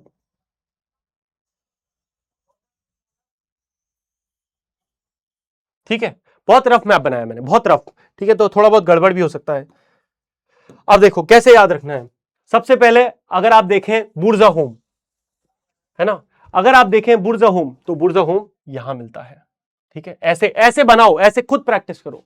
उसके बाद मेहरगढ़, मेहरगढ़ कहां है? पाकिस्तान में पड़ता है, मेहरगढ़ हो गया। भीमबेटका कहां है? एकदम इंडिया के सेंटर में, कहीं पे भी मार्क कर दो चलेगा। उसके बाद आपका ईसमपुर कहां है? इधर कर्नाटका के पास है, ईसमपुर आ गया। उसके बाद ईसमपुर थोड़ा और उस तरफ मार्क होगा ना, इस तरफ। ये मैं से इंडिया का मैप ही गलत बनाया हुआ है, कोई बात नहीं। अतिरमपक्कम कहां है? यहां है अतिरमपक्कम। और कुछ रह गया? और कुछ रह गया? बस हो गए सारे मार्क। बस इतने पॉइंटर्स तुम्हें याद रखने हैं, इतने में काम हो जाएगा। चल बेटा आगे बढ़े, तो अब बात करते हैं पैलियोलिथिक हंटर एंड गैदरर्स क्या क्या टूल इस्तेमाल करते थे, किसके लिए? मांस काटने के लिए, गड्ढे खोदने के लिए, जानवरों की खाल फाड़ने के लिए, हड्डियां तोड़ने के लिए, और बोन मैरो एक्सट्रैक्ट करने के लिए, ठीक है। क्या लिखा है? ओवर टाइम स्टोन के टूल्स जो है धीरे धीरे छोटे होते गए, जैसे जैसे समय बीता इंसान और ज्यादा बेहतर और बेहतर और बेहतर टूल्स बनाने लगा, और पत्थर और छोटा होता चला गया, क्योंकि छोटा पत्थर ज्यादा हाथ में अच्छे से ग्रिप बना पाएगा, ठीक है। तो उसके बाद जो बाद में ह्यूमंस आए, उन्होंने बेहतर टूल्स बनाए, जैसे कि scraper, borer, point, bow and arrow, blade, micro blade. अब इनके मतलब समझ लो, बहुत इजी है। बो एंड एरो मतलब धनुष बाण, ब्लेड आप जानते हो, माइक्रो ब्लेड छोटा ब्लेड, स्क्रेपर क्या होता है? चीजों को काट फाड़ने के लिए, बोरर्स गड्ढा बनाने के लिए, पॉइंट्स यानी कि जो नुकीला हो एकदम प्रॉपर के किसी में घुस जाए वो पॉइंट होता है। तो ये टूल्स धीरे धीरे करके हंटिंग की जो एफिशिएंसी थी उसको इंप्रूव करते जा रहे थे। फिर क्या हुआ? और बेटर टूल्स आने लगे। Humans also began developing symbolic communication. अब मैंने आपको बताया कल्चरल एवोल्यूशन हम पढ़ रहे हैं, तो अब इंसान धीरे धीरे क्या सीख रहा है? इंसान धीरे धीरे लैंग्वेज सीख रहा है, कम्युनिकेशन कर रहा है। कैसे? अलग अलग सिंबल्स के थ्रू। अब वो सिंबल्स आवाजें हो सकती हैं, है ना, जानवरों की आवाज देख के इंसान कॉपी कर करके सीख रहा है, या वो सिंबल्स क्या हो सकते हैं? ड्राइंग, कि उन्होंने दीवारों पे जो दिखा वो बना दिया। उन्हें बड़ा सा हाथी दिखा, दीवार पे बड़ा सा हाथी बना दिया, और उसके आगे आग दिखा दी, उसके आगे एक डेंजर का साइन दिखा दिया, जिससे बाकियों को पता चल रहा है कि अच्छा आगे हाथी है तो ध्यान रखना है, और हाथी किससे डरेगा? आग से डरेगा। तो ये कहानियां लोगों को समझ में आने लगी। तो क्या मिला? पेंटेड के वॉल्स मिली, used pigments to decorate their bodies. हमें ऐसी चीजें मिली जिससे इंसान उस समय का अपनी बॉडीज को डेकोरेट करता होगा। हमें बीड्स मिली जो कि छोटे छोटे पत्थरों और हड्डियों से बनी थी, है ना। एनग्रेव्ड सिंबल्स मिले ऑन हड्डियां ऑन शेल्स पे, और fixed micro blade into handles. तो भैया इस तरीके के, ये क्या है? ये हैंडल है और इस पे एक ब्लेड लगा दिया। इस तरीके की चीजें हमको मिली देखने को। अब these development are mainly associated with Homo sapiens. ये याद रखना कि ये सब कहां हो रहा है डेवलपमेंट? कल्चरल डेवलपमेंट होमोसेपियंस में। होमो, इससे पहले जो भी हो रहा था उसमें हमें कुछ नहीं पता। होमो जो सेपियंस हैं, इन्हीं के समय पे मेजर मेजर चेंजेस एग्जिस्ट कर रहे हैं। होमोसेपियंस इवेंचुअली कहां कहां फैले? ऑस्ट्रेलिया में, अमेरिका में, और बाकी के बचे कुछ पार्ट में। लास्ट ये जगह थी। अब समझो ये लास्ट क्यों थी, इसके पीछे का रीजन क्या है? बिकॉज इन जगह जाने के लिए आपको बहुत बड़े बड़े समुद्रों को पार करना पड़ेगा, जो कि इंसान के लिए पहले बहुत कठिन होता था। ऐसा नहीं है कि इंसान ने समुद्र पार कर ही लिए, कुछ जगह करे भी, कुछ जगह इंसान इन्हीं जगह पे डेवलप हो गए। This major spread occurred between 50,000 to 12,000 years ago. तो सोचो कितने कम पहले ये सारे एरियाज डेवलप हुए हैं। चलो भाई, तो अब जो मैं आपको बता रहा था, लगभग 12,000 साल पहले अर्थ का क्लाइमेट जो है प्रॉपर वार्म हो गया, है ना। इससे पहले तक तो क्या हो रहा था? इससे पहले तक तो आपका ठंड चल रही थी बहुत ज्यादा, लेकिन इस समय 12,000 साल पहले पे तो एकदम हम लोग सनलाइट आने लगी, एग्रीकल्चर वगैरह लायक मौसम आने लगा, समझ लो इतना वार्म हो गया। तो जैसे जैसे क्लाइमेट बदल रहा था, फॉरेस्ट और ग्रासलैंड एक्सपैंड हो रहे थे, नए एरियाज अब सूटेबल बन रहे थे ह्यूमन सेटलमेंट के लिए, स्मॉल एनिमल्स अब अवेलेबल होने लगे, फिश इंपॉर्टेंट फूड सोर्स बन गई, और वाइल्ड ग्रेन्स अब अवेलेबल होने लगे, मतलब जंगली खाना अब लोगों को खाना आसानी से मिलने लगा, पहले की तरह इतनी मुश्किल नहीं थी, ठीक है। इसी समय पे माइक्रोलिथ टूल्स आए, है ना। तो मीजोलिथिक हंटर गैदरर्स की अब हम बात कर रहे हैं। तो जो लोग पैलियोलिथिक की बात हो गई, मीजोलिथिक लोगों ने नए टूल्स बनाए जो कि कैसे थे? माइक्रोलिथ थे। माइक्रो मतलब छोटे टूल्स थे। तो इससे क्या हुआ? छोटे छोटे जानवरों का शिकार करना आसान हो गया, मछली पकड़ना आसान हो गया, एक्वेटिक फूड इकट्ठा करना आसान हो गया, और फिशिंग लोगों की जिंदगी का एक बड़ा इंपॉर्टेंट हिस्सा ही बन गई, है ना। फिशिंग करनी पड़ेगी। अब आर्ट में भी बहुत डेवलपमेंट आया, लोगों ने गुफाएं पेंट करना शुरू कर दिया, रॉक शेल्टर्स बनाए कि हाँ भैया हम गुफाओं में पत्थर लगा के रह सकते हैं, जानवरों से बच सकते हैं। सिंबॉलिक आर्ट बनाने शुरू कर दिए थे। है मीजोलिथिक टाइम चल रहा है भाई, अब मीजोलिथिक, है ना। अब बात करें हम किसकी? भीमबेटका एग्जाम्पल है ना, वेरी इंपॉर्टेंट। मैंने आपको मैप पे मार्क भी कराया था। भीमबेटका अर्थ इंडिया के सेंटर में पड़ता है, मध्य प्रदेश में। भीमबेटका मध्य प्रदेश की एक इंपॉर्टेंट आर्कियोलॉजिकल साइट है। इसमें हंड्रेड्स ऑफ पेंटिंग्स हमें मिलती हैं जिसपे रॉक्स पत्थरों पे बनी हुई हैं। ये कब हुआ होगा? मीजोलिथिक ऑक्यूपेशन में। अर्लियर ह्यूमन ऑक्यूपेशन और एंशिएंट पेंटिंग्स, ये तीन चीजों के लिए जाना जाता है। चलो भाई, तो मीजोलिथिक भी हो गया। मीजोलिथिक के बारे में जितना मैंने पढ़ाया है इससे ज्यादा कुछ याद नहीं रखना है, फालतू इतनी पीएचडी नहीं करनी है कि पार निकल जाओ, कुछ याद ही ना रहे, इजी इजी, ठीक है। मीजोलिथिक के बारे में क्या याद रखना है? भीमबेटका याद रखना है, आर्ट के बारे में याद रखना है, माइक्रोलिथ। तीन बातें बस, खत्म भाई, कुछ नहीं, फालतू नहीं कि भैया मीजोलिथिक पे पूरी पीएचडी, नहीं भाई, तीन चीजें simple, keep it simple my bro, है ना। या देखो, आपको पता हो ना रवि किशन के स्टाइल में कि क्या चाहिए, चैप्टर आसानी से चाहिए या फिर आपको बहुत पीएचडी करनी है, क्या, या मार्क्स चाहिए? चैप्टर आसानी से my brother, marks and everything follows. Chapter आसानी से करना है, आसानी से करो, एकदम इजी तरीके से। अब बात करते हैं नियोलिथिक की। भाई नियोलिथिक का जो पीरियड था ना, इसको हमने एक नया नाम दिया, हमने कहा रेवोल्यूशन है भाई। ये आम बात नहीं है, रेवोल्यूशन, दुनिया बदल गई। कैसे बदल गई? क्योंकि इंसान जो केवल जानवरों का शिकार विकार किया करता था, अब वो सिविलाइज्ड हो गया। देखो कैसे होगा, मैं नहीं बताऊंगा। जैसे as hunter gatherers became more familiar with season, जैसे जैसे उन्हें समझ में आया अच्छा सीजन क्या होता है, खाने के रिसोर्स कैसे होते हैं, लाइफस्टाइल उनकी धीरे धीरे बदलने लगी। वो धीरे धीरे अपना खाना खुद प्रोड्यूस करने लगे, और ये जो ट्रांजिशन आया इसी को कहते हैं नियोलिथिक रेवोल्यूशन। तो क्या है Neolithic revolution? The transition of humans from hunters and gatherers to क्या हुआ? Food producer. भैया अब खाना खुद प्रोड्यूस करेंगे। हम पागल हैं जो इधर से उधर भगते फिर रहे थे, जब हम खाना अपना उगा के खा सकते हैं। तो चलो भाई, अब खाना, इसके आप मेन चीज समझ सकते हो। उन्होंने प्लांट्स और एनिमल्स को समझा, तो फिर उन्हें डोमेस्टिकेशन समझ में आया, फिर उन्होंने एग्रीकल्चर करना शुरू करा, ऐसे परमानेंट सेटलमेंट्स बने और ऐसे ही क्या बन गए? विलेज बन गए। तो विलेज तक का सफर देख लो, हंटिंग गैदरिंग से विलेज का सफर के बीच में क्या क्या आया? सबसे पहले प्लांट्स और एनिमल्स को समझना आया, फिर धीरे धीरे इंसानों ने जानवरों को अपने फायदे के लिए रखना शुरू करा कि यार सिर्फ मारना नहीं है जानवरों को, कुछ बेचारे जानवर सीधे साधे हैं, कोई नुकसान नहीं पहुंचाते हैं, इंसान का फायदा करते हैं, तो उनको हम पाल सकते हैं। पालना शुरू कर दिया। फिर एग्रीकल्चर शुरू करा, फिर उसको समझ में आया क्या एग्रीकल्चर कर सकता हूं तो मुझे क्यों इधर से उधर जाना, क्यों ना मैं यहीं रहने लगूं, एक के बाद एक हर बार खाना उगाऊं, खाऊं और रहूं। और ऐसे बने गांव, विलेज लाइफ बनी सबसे पहले। डोमेस्टिकेशन मैंने आपको बताया कैसे जानवरों को पाला जाने लगा। नए टूल्स, नियोलिथिक समय पे नए टूल्स आए, ऐसे टूल्स जो कि किसके काम आते थे? प्रोड्यूस्ड फूड को उगाने में, फूड को प्रोसेस करने में, गेहूं अनाज को पीसने में और एग्रीकल्चर की एक्टिविटीज को परफॉर्म करने में ऐसे टूल्स काम आने लगे। अब जैसा जैसी जरूरत है वैसे वैसे टूल्स बनेंगे, है ना, ये तो बहुत ऑब्वियस सी चीज है। पॉटरी और विलेजेस, अब नई नई चीजें डेवलप हुई। पॉटरी हमारे इतिहास के लिए बड़ी इंपॉर्टेंट चीज रही है। देखो सबसे पहले इंसान ने अगर कोई चीज बनाई है तो वो मिट्टी से ही बनाई है ना। स्टोन से क्या बनाए? टूल्स। और काम की चीजें किससे बनाई? मिट्टी से बनाई। बर्तन किससे बनाए? मिट्टी से बनाए। तो सबसे पहले मिट्टी, अर्दनवेयर से पॉटरी बनी। यूज्ड डिफरेंट रॉ मटेरियल्स, अलग अलग रॉ मटेरियल्स यूज होते थे, कई इससे परमानेंट सेटलमेंट्स भी बनते थे और पहले गांव भी इसी समय पे बने थे। ठीक है, याद रखना यही वो गांव है जो आने वाले समय पे शहरों, बड़े बड़े शहरों की, बड़े बड़े सिविलाइजेशन, साम्राज्यों की नींव रखने वाले थे, है ना। नींव के बारे में तो आप लोगों को पता ही होगा। तो भाई नियोलिथिक रेवोल्यूशन की बात करें तो आपको पता है आपके एनसीईआरटी में एक ये वाला पेज आया। अब इतना इसमें दिमाग नहीं लगा पाएंगे भैया, तो इसकी जगह मैंने आपके लिए ये बना दिया।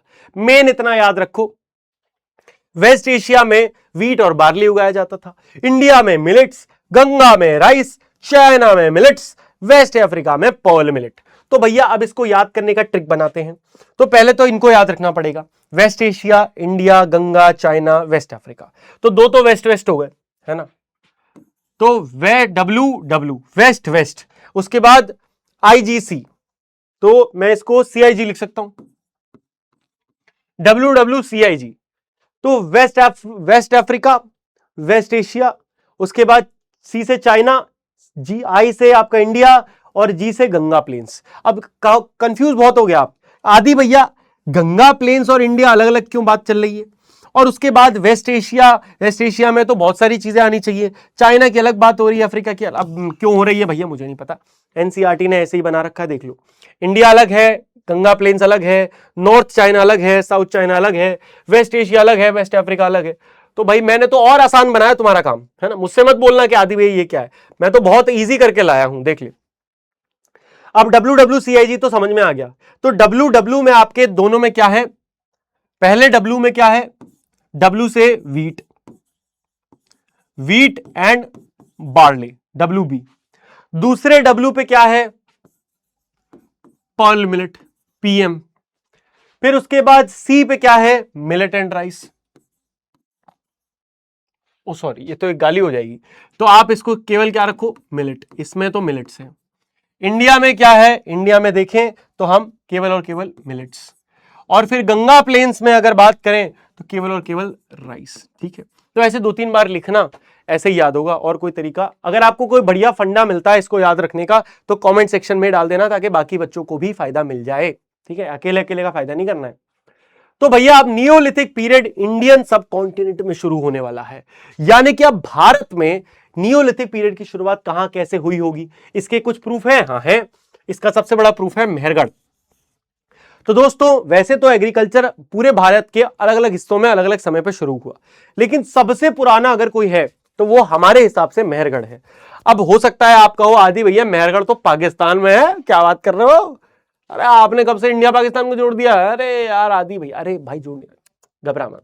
लेकिन इतिहास को थोड़ी पता है कि वो इंडिया अलग है पाकिस्तान अलग है। भाई मेहरगढ़ जिस समय पर रहा होगा तब क्या इंडिया क्या पाकिस्तान, तो हम उस पूरे को इंडियन सब कॉन्टिनेंट कहते हैं। इसीलिए इंडियन सब कॉन्टिनेंट लिखा है, इंडिया नहीं लिखा है, समझा? तो मेहरगढ़ क्या है? मेहरगढ़ एक एरिया था जो बोलन नदी के पास आज की डेट जो पाकिस्तान आती है वहां पे, और ये इंडिया की ओल्डेस्ट नियोलिथिक साइट है और अर्ली एग्रीकल्चरल विलेज हमें यहीं मिला। और इसकी डेट की बात करें तो लगभग ये 7,500 BCE की बात है। अच्छा, कौन मुझे बताएगा कि अब कितने साल हो गए इसको? तो अगर BCE है तो बस इसमें अभी क्या चल रहा है, 2026 चल रहा है, ऐड कर दो तो आंसर क्या होगा आपका 9526, यानी कि इतने साल बीत चुके हैं। ठीक है, ऐसे ऐसे करते हैं, मैंने बता दिया।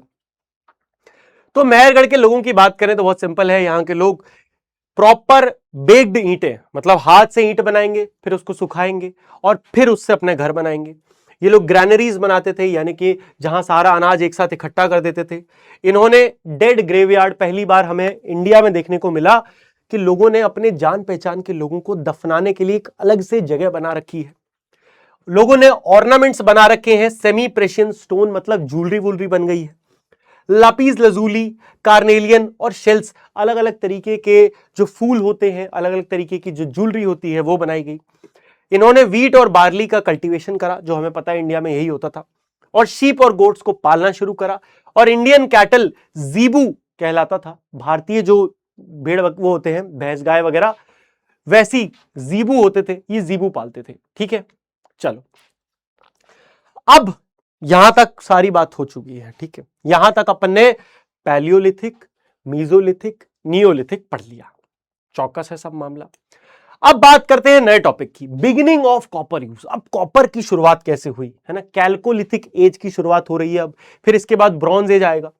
तो लगभग 4000 BCE में लोगों को कॉपर की चीजें मिलने लगी, है ना? धीरे धीरे ये क्या हुआ, एक इसने मार्क कर दिया इस समय को as the development of Chalcolithic culture, कि कैल्कोलिथिक कल्चर शुरू हो गया है। ये जो डेवलपमेंट्स हैं ये मेहरगढ़ पे भी मिले हैं, जिससे हमें पता चला कि यही मेहरगढ़ पे मिलने वाली चीजें आने वाले समय पे सिंधु सरस्वती यानी कि हड़प्पन सिविलाइजेशन के लिए एक फाउंडेशन का काम करी। समझना, इस लगभग 4000 BCE में क्या हुआ, कॉपर की शुरुआत हो गई, कॉपर टूल्स बनने लगे।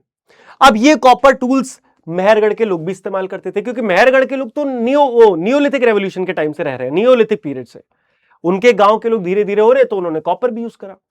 और मेहरगढ़ कहां है, पाकिस्तान में। इंडस वैली सिविलाइजेशन कहां है, पाकिस्तान के पास। तो इसका मतलब सारे डॉट्स कनेक्ट करो, इंडस वैली सिविलाइजेशन से भी पहले मेहरगढ़ एग्जिस्ट करता होगा, है ना? वहां पे लोग पहले रहते होंगे, उसके बाद इंडस वैली सिविलाइजेशन के लोग रहते थे। अब नियोलिथिक वे ऑफ लाइफ जो है वो मेहरगढ़ से धीरे धीरे पूरे इंडस वैली में और बाकी के ईस्ट में फैला, जिसके लिए आप इंपॉर्टेंट जगह यहां याद रखो। क्या है ये, देखो मार्क करा देता हूं, फिर बाद में नहीं कहना। ये है मेहरगढ़, ठीक है। इसके बाद आपको जो जो जगह याद रखनी है वो है Harappa, very important, Dholavira very important, Mohenjodaro very important, Lothal very important, है ना? मेजर अर्ली हड़प्पन साइट्स की बात करें तो सोमनाथ है, पदरी है, लोतेश्वर है, दत्राणा है, बालाकोट है, अमरी है, कोटदिघी है, कोटदिघी ये इंपॉर्टेंट है भाई, है ना? कोटदिघी वेरी इंपॉर्टेंट, और जलीलपुर है, रहमान देरी है। तो इतने, कालीबंगन याद रखना, राखीगढ़ी रहने दो, ठीक है। तो जितने मैंने मार्क करे हैं इतने तो करना ही करना, मैं बता देता हूं। हड़प्पा मार्क करा है, मेहरगढ़ मार्क करा है, कोटदिघी, मोहनजोदारो मार्क करा है, और ढोलावीरा मार्क करा है, लोथल मार्क करा है। जितने मार्क करें इतने याद करके चले जाना, इससे बाहर एक भी नहीं पूछेंगे, ठीक है? डन है, चलो। तो लगभग अब हम शुरुआत करने जा रहे हैं हमारी सिंधु सरस्वती सिविलाइजेशन की। एक बात बताना, मुझे सच सच बताना, कोई कंफ्यूजन लगी? मैंने इतने बच्चों से सुना आदि भैया इस चैप्टर में कोई फ्लो ही नहीं मिल रहा है, कुछ समझ ही नहीं आ रहा है। मुझे तो सब एकदम फ्लो में चला, फ्लो में पढ़े हम लोगों ने, हाँ या ना, है ना? अब बस हमें क्या है, 4 सिविलाइजेशन पढ़नी है और उनके बारे में भी बहुत डीप में नहीं जाना है। पता चला चाइनीज सिविलाइजेशन के ऊपर सारी रिसर्च तुम ही कर दोगे, अरे कुछ चाइनीज के लिए छोड़ दो, तुम्हें बेसिक बेसिक ऊपर ऊपर की बात पता होनी चाहिए बस, ठीक है? उतने में ही तुम पूरा का पूरा आंसर बना सकते हो, बहुत डेप्थ क्वेश्चन नहीं आएंगे। देख, तो लगभग 4000 साल पहले कुछ सेटलमेंट्स ऐसी थी जहां पे कॉपर एक्सट्रैक्ट करना लोगों ने शुरू करा, और ये शुरुआत हो गई यहां से कैल्कोलिथिक सेटलमेंट्स की। कॉपर टूल्स धीरे धीरे प्रोडक्टिविटी को बहुत तेजी से बढ़ा रहे थे, एग्रीकल्चर बहुत बढ़ रहा था, प्रॉस्पेरिटी बढ़ रही थी, पॉटरी प्रोडक्शन बहुत तेजी से बढ़ रहा था, एंड इसी से शुरुआत होती है हमारे भारत की one of the most advanced civilization की, जिसका नाम था सिंधु सरस्वती सिविलाइजेशन। इसको और भी नामों से जाना जाता है, Indus valley civilization, Harappan civilization, कई नामों से जाना जाता है, ठीक है। लेकिन इस चैप्टर में एनसीईआरटी नई जो है इसके हिसाब से ये कहती है कि इसका नाम सिंधु सरस्वती सभ्यता, सिंधु सरस्वती सिविलाइजेशन है, ठीक है। इसके अगर हम टाइम पीरियड की बात करें तो लगभग 7000 बीसी में नियोलिथिक चल रहा था, फिर 4500 बीसी से कैल्कोलिथिक चल रहा था, 3300 बीसी में स्टार्ट हुआ ब्रॉन्ज एज, और ब्रॉन्ज एज की शुरुआत को ही हम कहते हैं अर्ली हड़प्पन फेज। तो जब 3300 बीसी में शुरुआत हुई ब्रॉन्ज की, और ब्रॉन्ज याद रखना कैसे बनेगा, कॉपर लिया, कॉपर में मैं टिन मिलाऊंगा तब बनेगा ब्रॉन्ज, है ना। जितना मेरी साइंस हो सकता है कमजोर हो यार बता देना, सही में भी हो सकती है, मैं मजाक नहीं कर रहा हूं, मैं अपने 9th-10th का याद करके यहां से लिख रहा हूं, है ना, ये पक्का पता है, ये तुम लोग संभाल लेना। अब उसके बाद 2600 बीसी से जो टाइम शुरू हुआ उसे हम कहते हैं मैच्योर हड़प्पन पीरियड, 2600 से 1900, और 1900 से लेके आपका 1300 बीसी तक हम क्या कहते हैं, लेट हड़प्पन। इसके बाद खत्म, हड़प्पन ही खत्म हो जाता है। तो ये 3 फेज आपको याद रखने हैं, 3300 से आपको पहला, फिर 2600 पे मैच्योर स्टार्ट हुआ, 1900 पे आपका लेट स्टार्ट हुआ, 1300 पे खत्म हो गया, ठीक है। चल बेटा, प्री हड़प्पन फेज की बात करें तो इसमें कुछ इंपॉर्टेंट साइट आती है, जैसे भीर राणा और कुणाल, ठीक है। भीर राणा और कुणाल, कुणाल नहीं बोलना है इसको, कुणाल बोलना है। ये साइट्स प्री हड़प्पन साइट्स हैं। देयर डेट सजेस्ट के लगभग 7000 से 5500 साल पुरानी होंगी। अर्ली हड़प्पन डेवलपमेंट में लगभग 2500 बीसी में कुछ रीजनल फीचर्स बहुत अच्छे हो गए थे, है ना, जो कि अर्ली हड़प्पन फेज कहलाए जाने लगे। हम क्यों कह रहे हैं अर्ली हड़प्पन फेज के, कुछ ऐसी कॉमन चीजें हैं जो हमें इस पीरियड में मिली, जिनको हम क्या कह रहे हैं, अर्ली हड़प्पन डेवलपमेंट। जैसे कि क्या क्या मिला, पॉटरी ट्रेडिशंस मिले, सेमी प्रेशियन स्टोन मिले, शेल के बने हुए बैंगल्स मिले, टेराकोटा ऑब्जेक्ट्स मिले, है ना, स्पेशल तरीके क्ले के ऑब्जेक्ट्स होते हैं, कॉपर का काम मिला, कॉपर इस समय आ ही गया था, कॉपर का ब्रॉन्ज आ गया था, है ना। तो हड़प्पा की अगर टाइमलाइन आपको मैं इस तरीके से बताऊं तो हड़प्पा में नियोलिथिक एज की शुरुआत हो रही होगी 7000, क्योंकि यहीं से हड़प्पा की स्टार्टिंग वैसे तो ब्रॉन्ज से हुई, लेकिन मेहरगढ़ याद है ना, मेहरगढ़ 7000 बीसी, फिर कैल्कोलिथिक एज 450 बीसी, फिर ब्रॉन्ज एज 3300। ब्रॉन्ज एज की शुरुआत होती है अर्ली हड़प्पन की, फिर उसके बाद मैच्योर हड़प्पन की, और उसके बाद लेट हड़प्पन की। तो अब हो सकता है आप पूछ रहे हो आदि भैया आप वो सब क्यों नहीं पढ़ा रहे हो यार जो हड़प्पा में आप पढ़ना चाहिए हमें, जैसे कि हड़प्पा कितना एडवांस था, हड़प्पा में ड्रेन सिस्टम था। भाई वो सब है ही नहीं इस चैप्टर में यार, मैं भी कंफ्यूज हूं एक्चुअली। ये 6th में भी पढ़ते हैं हम सेम चैप्टर, आपको पता होगा। 6th में हम इसके फीचर्स पढ़ते हैं, यहां पे हमें केवल टाइमलाइंस और बेसिक्स ऊपर ऊपर की चीजें पढ़नी है, यही कंफ्यूजन है। बहुत सारे टीचर्स आपको यूट्यूब पे यही डेप्थ में पढ़ाए जा रहे हैं, जबकि एनसीईआरटी पढ़ाती नहीं है। एनसीईआरटी कहती है ये समझो ना, ये वो तो समझ चुके हो, वो सबको पता है कहानी, लेकिन ये नहीं पता है कहानी सबको, ये है इंपॉर्टेंट, ठीक है। हड़प्पन वेट्स के बारे में जानो। हड़प्पन के बारे में खास बात है कि उन्होंने एक स्टैंडर्ड वेट मैनेजमेंट सिस्टम बनाया, किसी चीज को नापने के लिए, किसी चीज का भार नापने के लिए। जैसे मैं क्या बोलूंगा, ये क्या है, ये भाई आदि भैया 1 लीटर की बोतल, तुम्हें कैसे पता 1 लीटर की है? पता नहीं आदि भैया ऐसी बोतल 1 लीटर की होती है। अरे इन लोगों ने पहली बार एक सिस्टम बनाया। देखो हड़प्पन ने standard system of weights and measure का यूज करा, smaller units followed by binary multiples, जैसे 1 2 4 8 16 इस तरीके के। Large units followed by multiples of 10। Large units कैसे, 10, फिर 10 के बाद सीधे 20 या फिर सीधे 100, तो ऐसे। और इसके बाद क्यूबिकल स्टोन वेट्स बनाए इन्होंने, कैसे, कुछ इस तरीके के भार कि भाई ये हो सकता है 5 किलो का हो, ये कितने का, 3 किलो का, ये कितने का, 2 किलो का, 1 किलो का, 500 ग्राम का, और ये भी 500 ग्राम का, बराबर ही है, ठीक है। तो इस तरीके का सिस्टम इन्होंने बनाया। तो भाई 4 ये हो गई हड़प्पन सिविलाइजेशन, पूरी हो गई, सही बता रहा हूं, इससे ज्यादा कुछ नहीं पढ़ना है ना। हो सकता है तुम कंफ्यूज हो रहे हैं, सही में हो गई, अबे हो गई भाई, इससे ज्यादा नहीं पढ़नी है। अब हम बात करते हैं बाकी की 3 सिविलाइजेशंस की। देखो हमारे अर्थ पे हमारा प्यारा अर्थ पे जब ब्रॉन्ज एज की शुरुआत हुई तो ब्रॉन्ज एज एक साथ कई जगह आई, क्योंकि आपको याद है अफ्रीका से इंसान निकल के कई जगह भागा, है ना। कुछ लोग यूरोप की तरफ चले गए, कोई कहीं चला गया, है ना। तो जब ये लोग अलग अलग जगह गए तो अलग अलग जगह ब्रॉन्ज एज अलग अलग टाइम पे शुरू हुई, लेकिन अप्रोक्सीमेटली अलग अलग जगह कुछ मेन सिविलाइजेशंस बनी, जिसमें से हड़प्पन की बात तो हमने कर ली। अब हम बात करेंगे मेसोपोटेमिया की, इजिप्ट की और चाइना की। ठीक है, ये तीन हमें और पढ़नी है और हमारा चैप्टर हो जाएगा। याद आपको ये रखना है कि ये सारी सिविलाइजेशंस कुछ बहुत बड़ी बड़ी नदियों के आसपास ही बनी, और आपका कॉमन सेंस वाला दिमाग ही आराम से बता देगा ऐसा क्यों।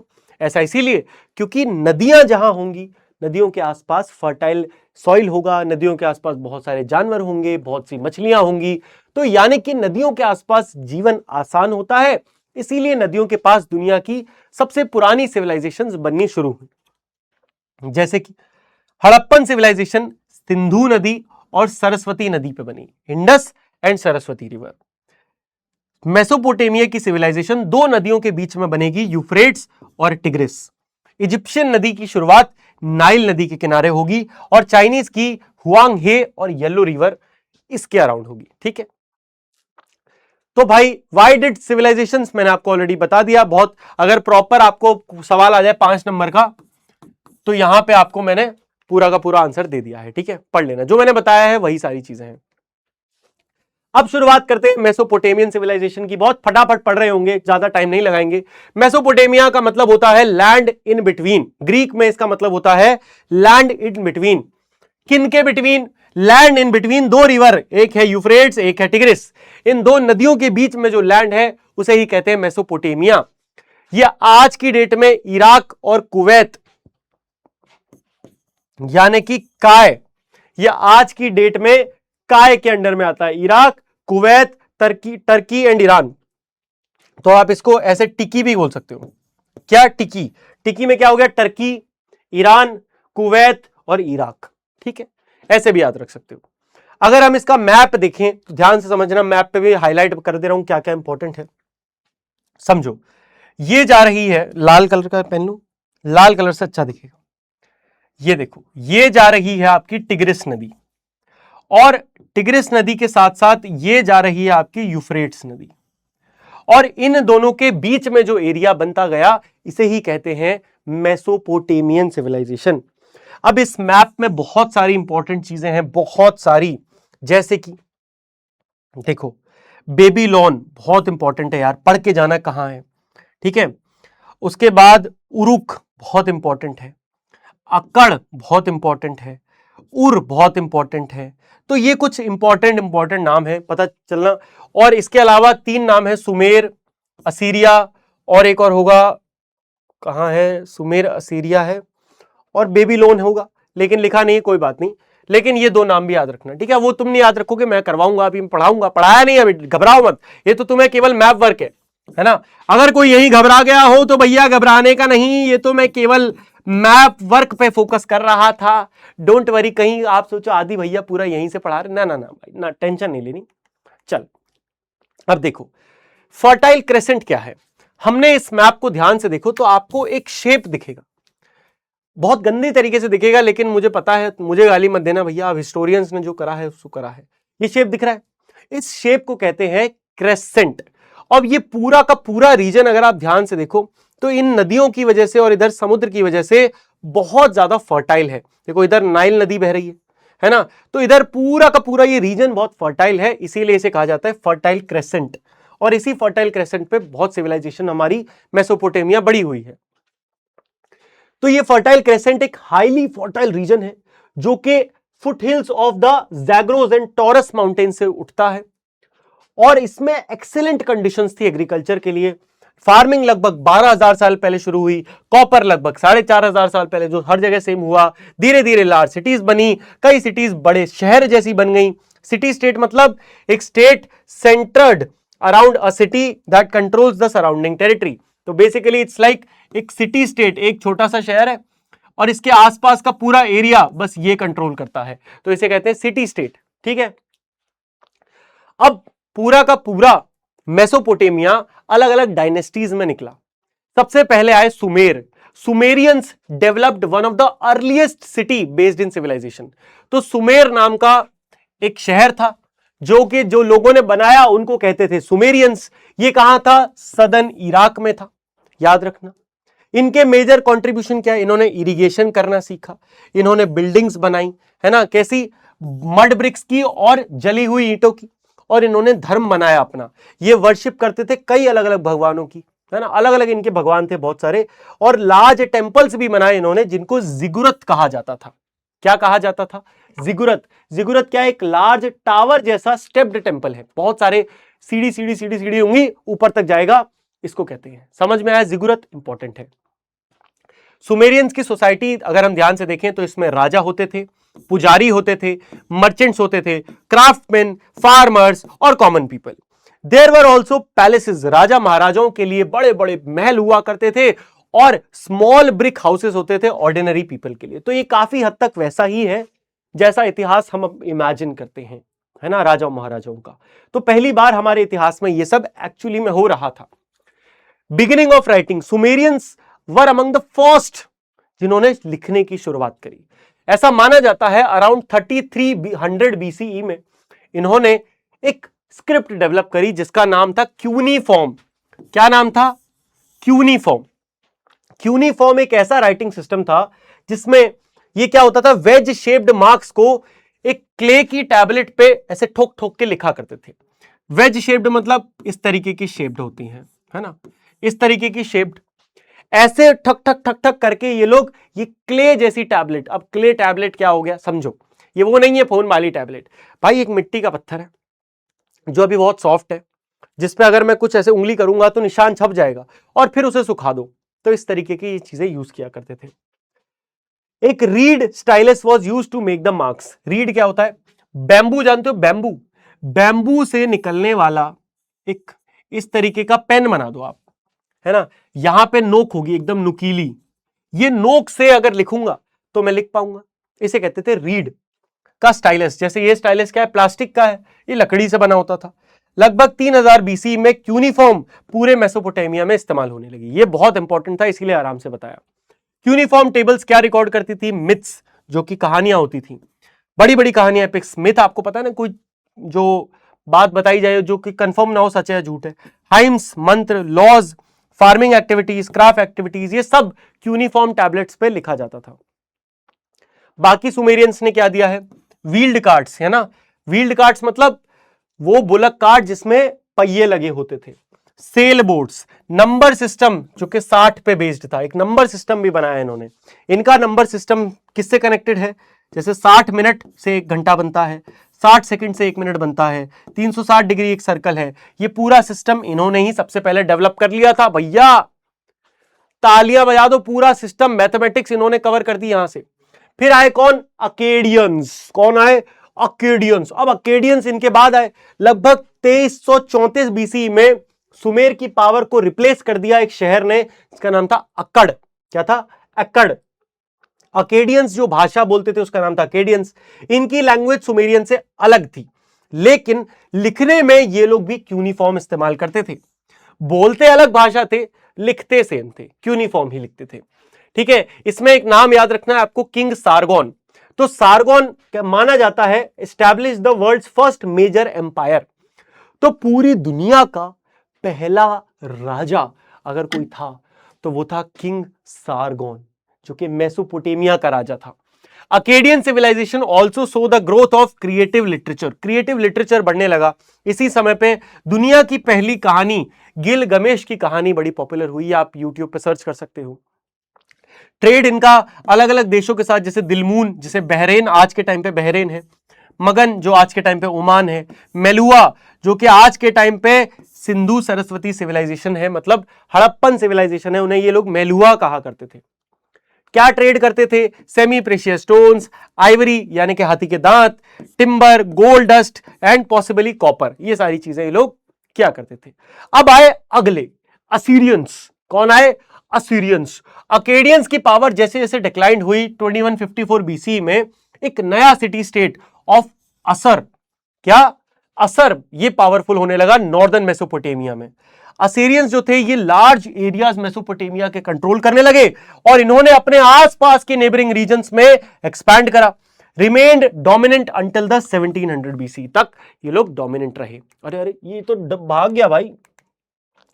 फिर आए कौन? बेबीलोनियंस। 1900 बीसी में बेबीलोन, क्या बेबीलोनिया करके एक जगह थी, वो एक पावरफुल सेंट्रल बन गया मेसोपोटामिया में।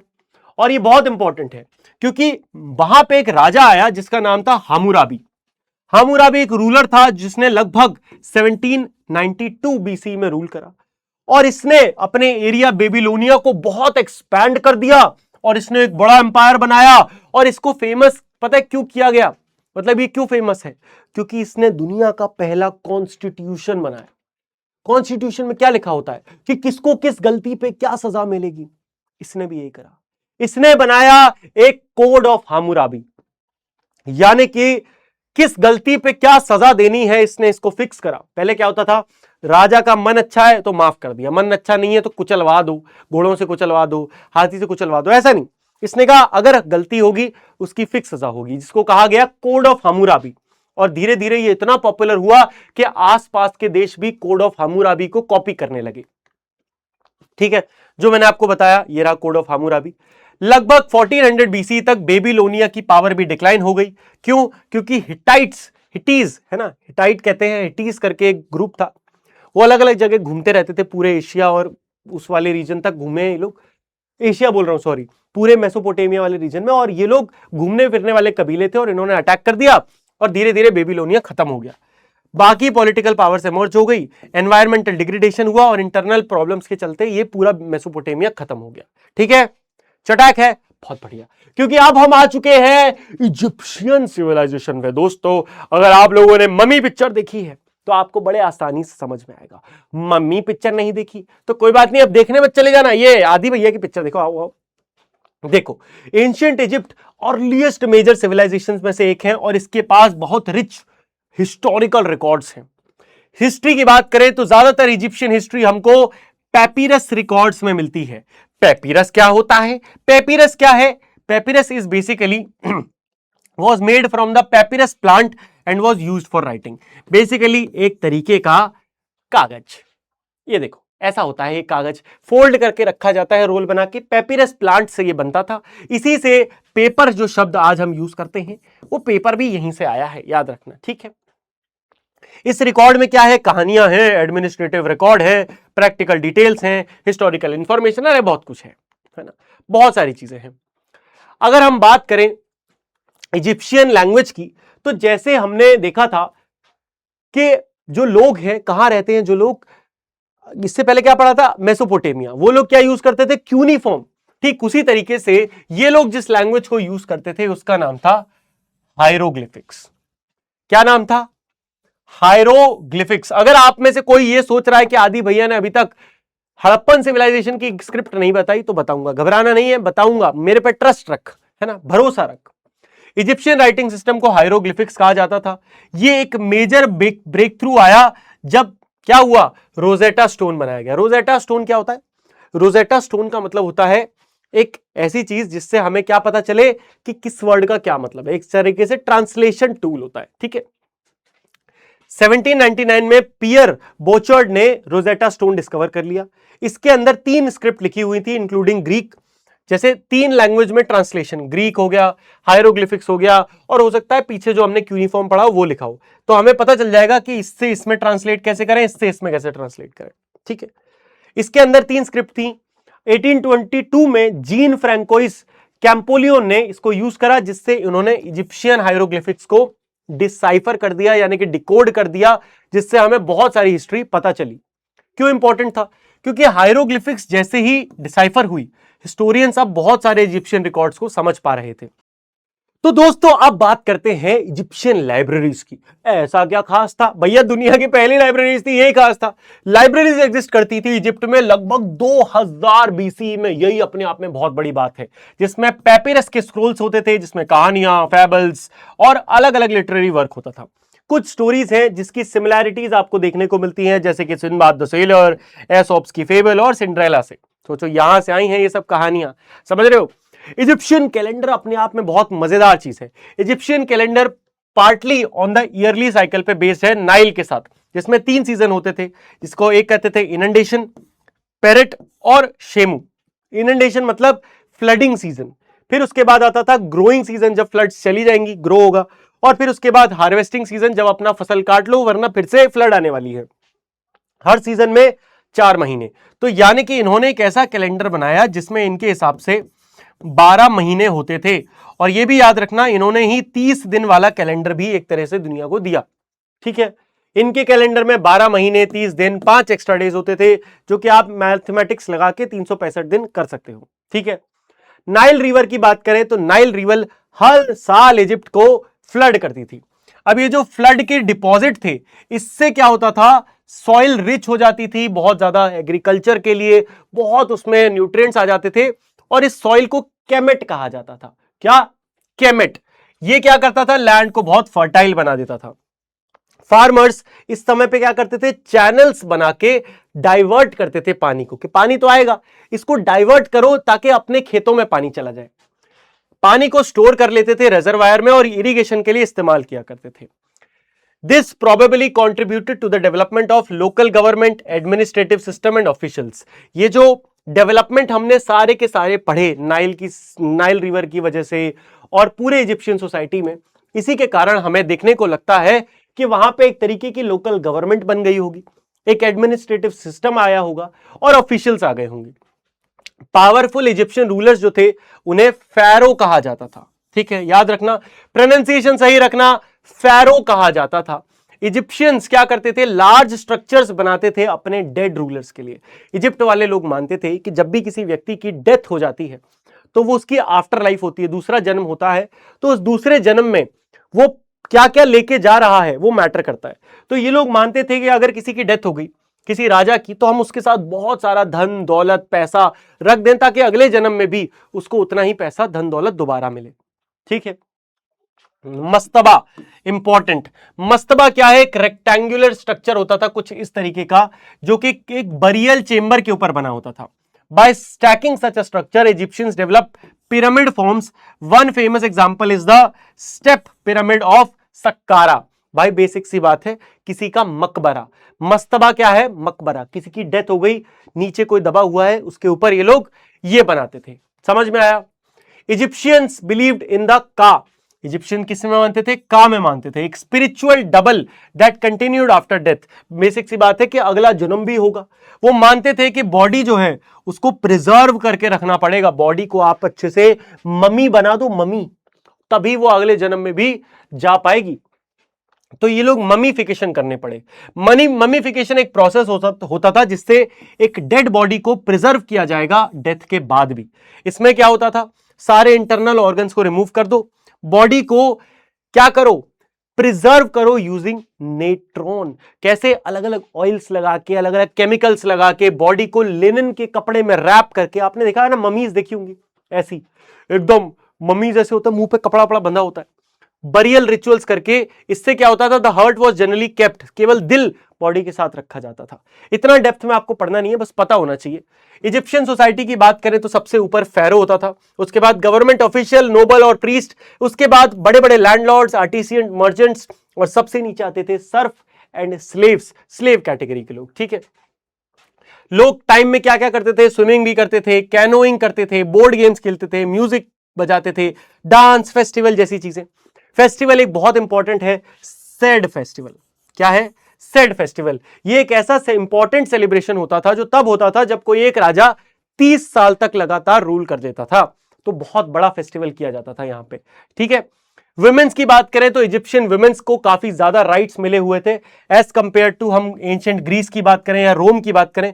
वो प्रॉपर्टी ओन कर सकती थी, वो बिजनेसेस चलाती थी। इनफैक्ट क्लियोपैट्रा की हिस्ट्री की बात करें तो क्लियोपैट्रा तो पूरे इजिप्ट की क्वीन भी बनी, और ये क्लियोपैट्रा इजिप्ट की आखिरी क्वीन थी। और क्लियोपैट्रा की तो ऐसी ऐसी कहानियां है ना, तुम लोग हिल जाओगे, है ना। रोम एम्पायर के जो जूलियस सीजर थे, उसमें वो जूलियस सीजर की जो कहानी आपने पूरी सुनी होगी, वो इनके साथ शादी वादी होने वाली थी। उसके बाद एंथनी, जिसने जूलियस सीजर को हराया था, वो इससे प्यार कर बैठे। तो इनकी बहुत अलग हिस्ट्री है, लेकिन she was very powerful and she was considered to be extremely beautiful, कि इनको कोई भी मना नहीं कर पाता था। समझ रहे हो? The Chinese civilization. अब हम बात करते हैं, हमारे लास्ट टॉपिक की, चैप्टर खत्म हो जाएगा। Chinese civilization. दोस्तों, अर्ली चाइनीज सिविलाइजेशन के डेवलपमेंट हुआ दो नदी के पास, एक तो यांगत्से नदी और एक हुआंग है, जिसे येलो रिवर भी कहा जाता है। ये रीजन इंपॉर्टेंट नियोलिथिक कल्चर्स के अराउंड आते थे, लगभग 7000 बीसीई में। ठीक है, तो development of the bronze age, लगभग 2000 बीसीई में क्या हुआ, कॉपर और ब्रॉन्ज मेटालर्जी डेवलप्ड हुई, जिससे सेटलमेंट जो है वो ब्रॉन्ज एज की तरफ बढ़ने लगे। ऑब्वियस सी बात है। लगभग 1600 बीसीई में क्या हुआ, अर्बन सेंट्रल डेवलपमेंट होने लगे। सिंपल सी बात है कि थोड़े शहर बनने लगे और एग्रीकल्चर इंप्रूव होने लगा, और मेटालर्जी यानी कि अलग अलग मेटल से जो टूल्स बनाते हैं वो बेटर होने लगे। पहली Chinese bronze age territorial empire जो है इसी समय बनी, लगभग 1600 बीसीई में। मतलब ज्यादा पुरानी बात नहीं है, ध्यान रखना। डायनेस्टी। अब अगर हम ध्यान से देखें तो पूरी चाइनीज सिविलाइजेशन कुछ डायनेस्टीज पे बटी हुई है, शांग, जू, चिन एंड हान। नाम सुनो।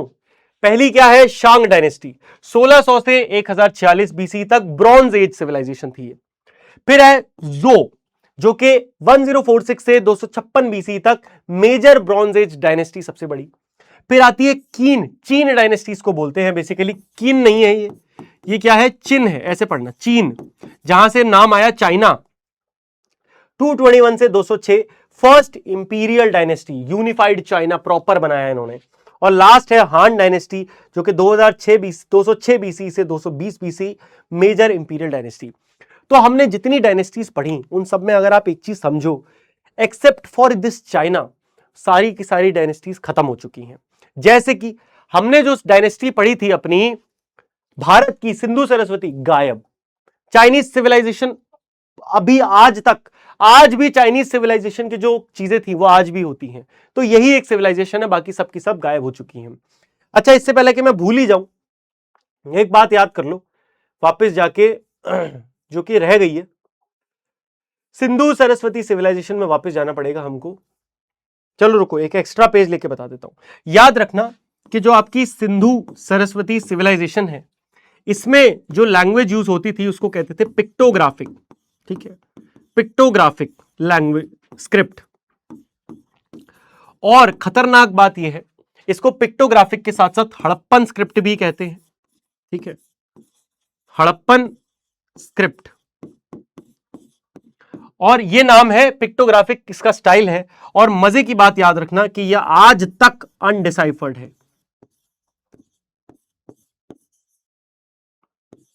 स्पेलिंग ऊपर नीचे हो सकती है, यानी कि आज तक कोई इसको डिकोड नहीं कर पाया है, सिर्फ इसको। बाकी सारी लैंग्वेजेस डिकोड हो गई, सिर्फ हमारे भारत में जो डायनेस्टी थी ना, ये डिकोड नहीं हो पाई आज तक। चलो भाई, तो अब बात करते हैं इंपॉर्टेंट चाइनीज डायनेस्टी जो हम पढ़ी रहे थे, उसमें आयरन एज की। अराउंड 600 बीसी में आपको पता है आयरन एज की शुरुआत हुई। आयरन के बनते ही पूरे दुनिया में बहुत सारी चीजें शुरू हुई, वहीं पे चाइना में भी चाइनीज आयरन एज की शुरुआत होती है। इसी समय पे चीन dynasty was first imperial dynasty. Imperial मतलब प्रॉपर यूनिफाइड चाइना। देख लो, यह है चीन, आपका अलग अलग स्टेट्स जो है ये सब एक हो गए थे। इसी समय पे यूनिफाइड चाइना, ये रूल हुआ 221 से 206 बीसी पे। The name China is probably connected with the name किन, जो कि चीन पढ़ा जाता है। ठीक है, जो लिखा है जो वही लिखा है। फिर जू रूलर्स जो थे उसमें कौन कौन आते थे, किंग्स आते थे, रिलीजियस लीडर्स आते थे। They were believe to have been appointed by heaven, और ऐसा माना जाता था कि जो लोग राजा बने हैं या प्रीस्ट बने हैं, ये लोग भगवान ने बनाए हैं, हेवन से ये जोड़ी बनी है, तो आप इनकी बात को नकार नहीं सकते। However rulers could lose their position if people did not prosper, लेकिन जो लोग हैं अगर वो चाहे तो वो राजा को हटा भी सकते थे। फुल डेमोक्रेसी वाली वाइब आ गई भाई यहां तो। ठीक है, अब चाइनीज गवर्नमेंट एंड एडमिनिस्ट्रेशन की बात करें तो यहां पे अलग अलग टेस्ट होते थे, जैसे कि आर्चरी के टेस्ट, हॉर्समैनशिप, कैलकुलेशंस, राइटिंग, म्यूजिक, तब जाके कोई राजा बनता था इतना गवर्नमेंट ऑफिशियल बनने के लिए। इससे पता चलता है कि ट्रेंड ऑफिशियल्स चाइना में बहुत ज्यादा इंपॉर्टेंट होते थे। ऑफिशियल हिस्टोरियंस जो थे वो रिकॉर्ड मेंटेन करते थे। One of the earliest source है ओरेकल बोन्स। तो ओरेकल बोन्स ये देख लो, ये इस तरीके की हड्डियों पे लिखे करते थे अपने इतिहास को, और इसी से हमें चाइना की हिस्ट्री के बारे में पता चलता है। तो ओरेकल बोन्स क्या है? ये एनिमल की बोन्स है या फिर टॉर्टोइस की शेल है, जिसपे क्या करते थे? Use to predict the future. ये लोग क्या कहते थे? इस पे फ्यूचर प्रेडिक्ट कर सकते हैं हम जादू टोना करके, लेकिन इस पे ये लोग लिखा भी करते थे। इसका क्या करते थे? इसको गर्म करते थे, अलाउड टू क्रैक, जिससे फिर इसमें क्रैक आते थे। ये जो क्रैक्स हैं इनको इंटरप्रीट करा जाता था कि ये क्रैक्स पढ़ के हम बता देंगे कि भैया फ्यूचर में क्या होने वाला है, और questions about the future were answered. ठीक है। चाइनीज राइटिंग कैसी है? इज लोगोग्राफिक, है ना। चाइनीज अपनी स्क्रिप्ट है, जिसको क्या कहते हैं? Chinese script.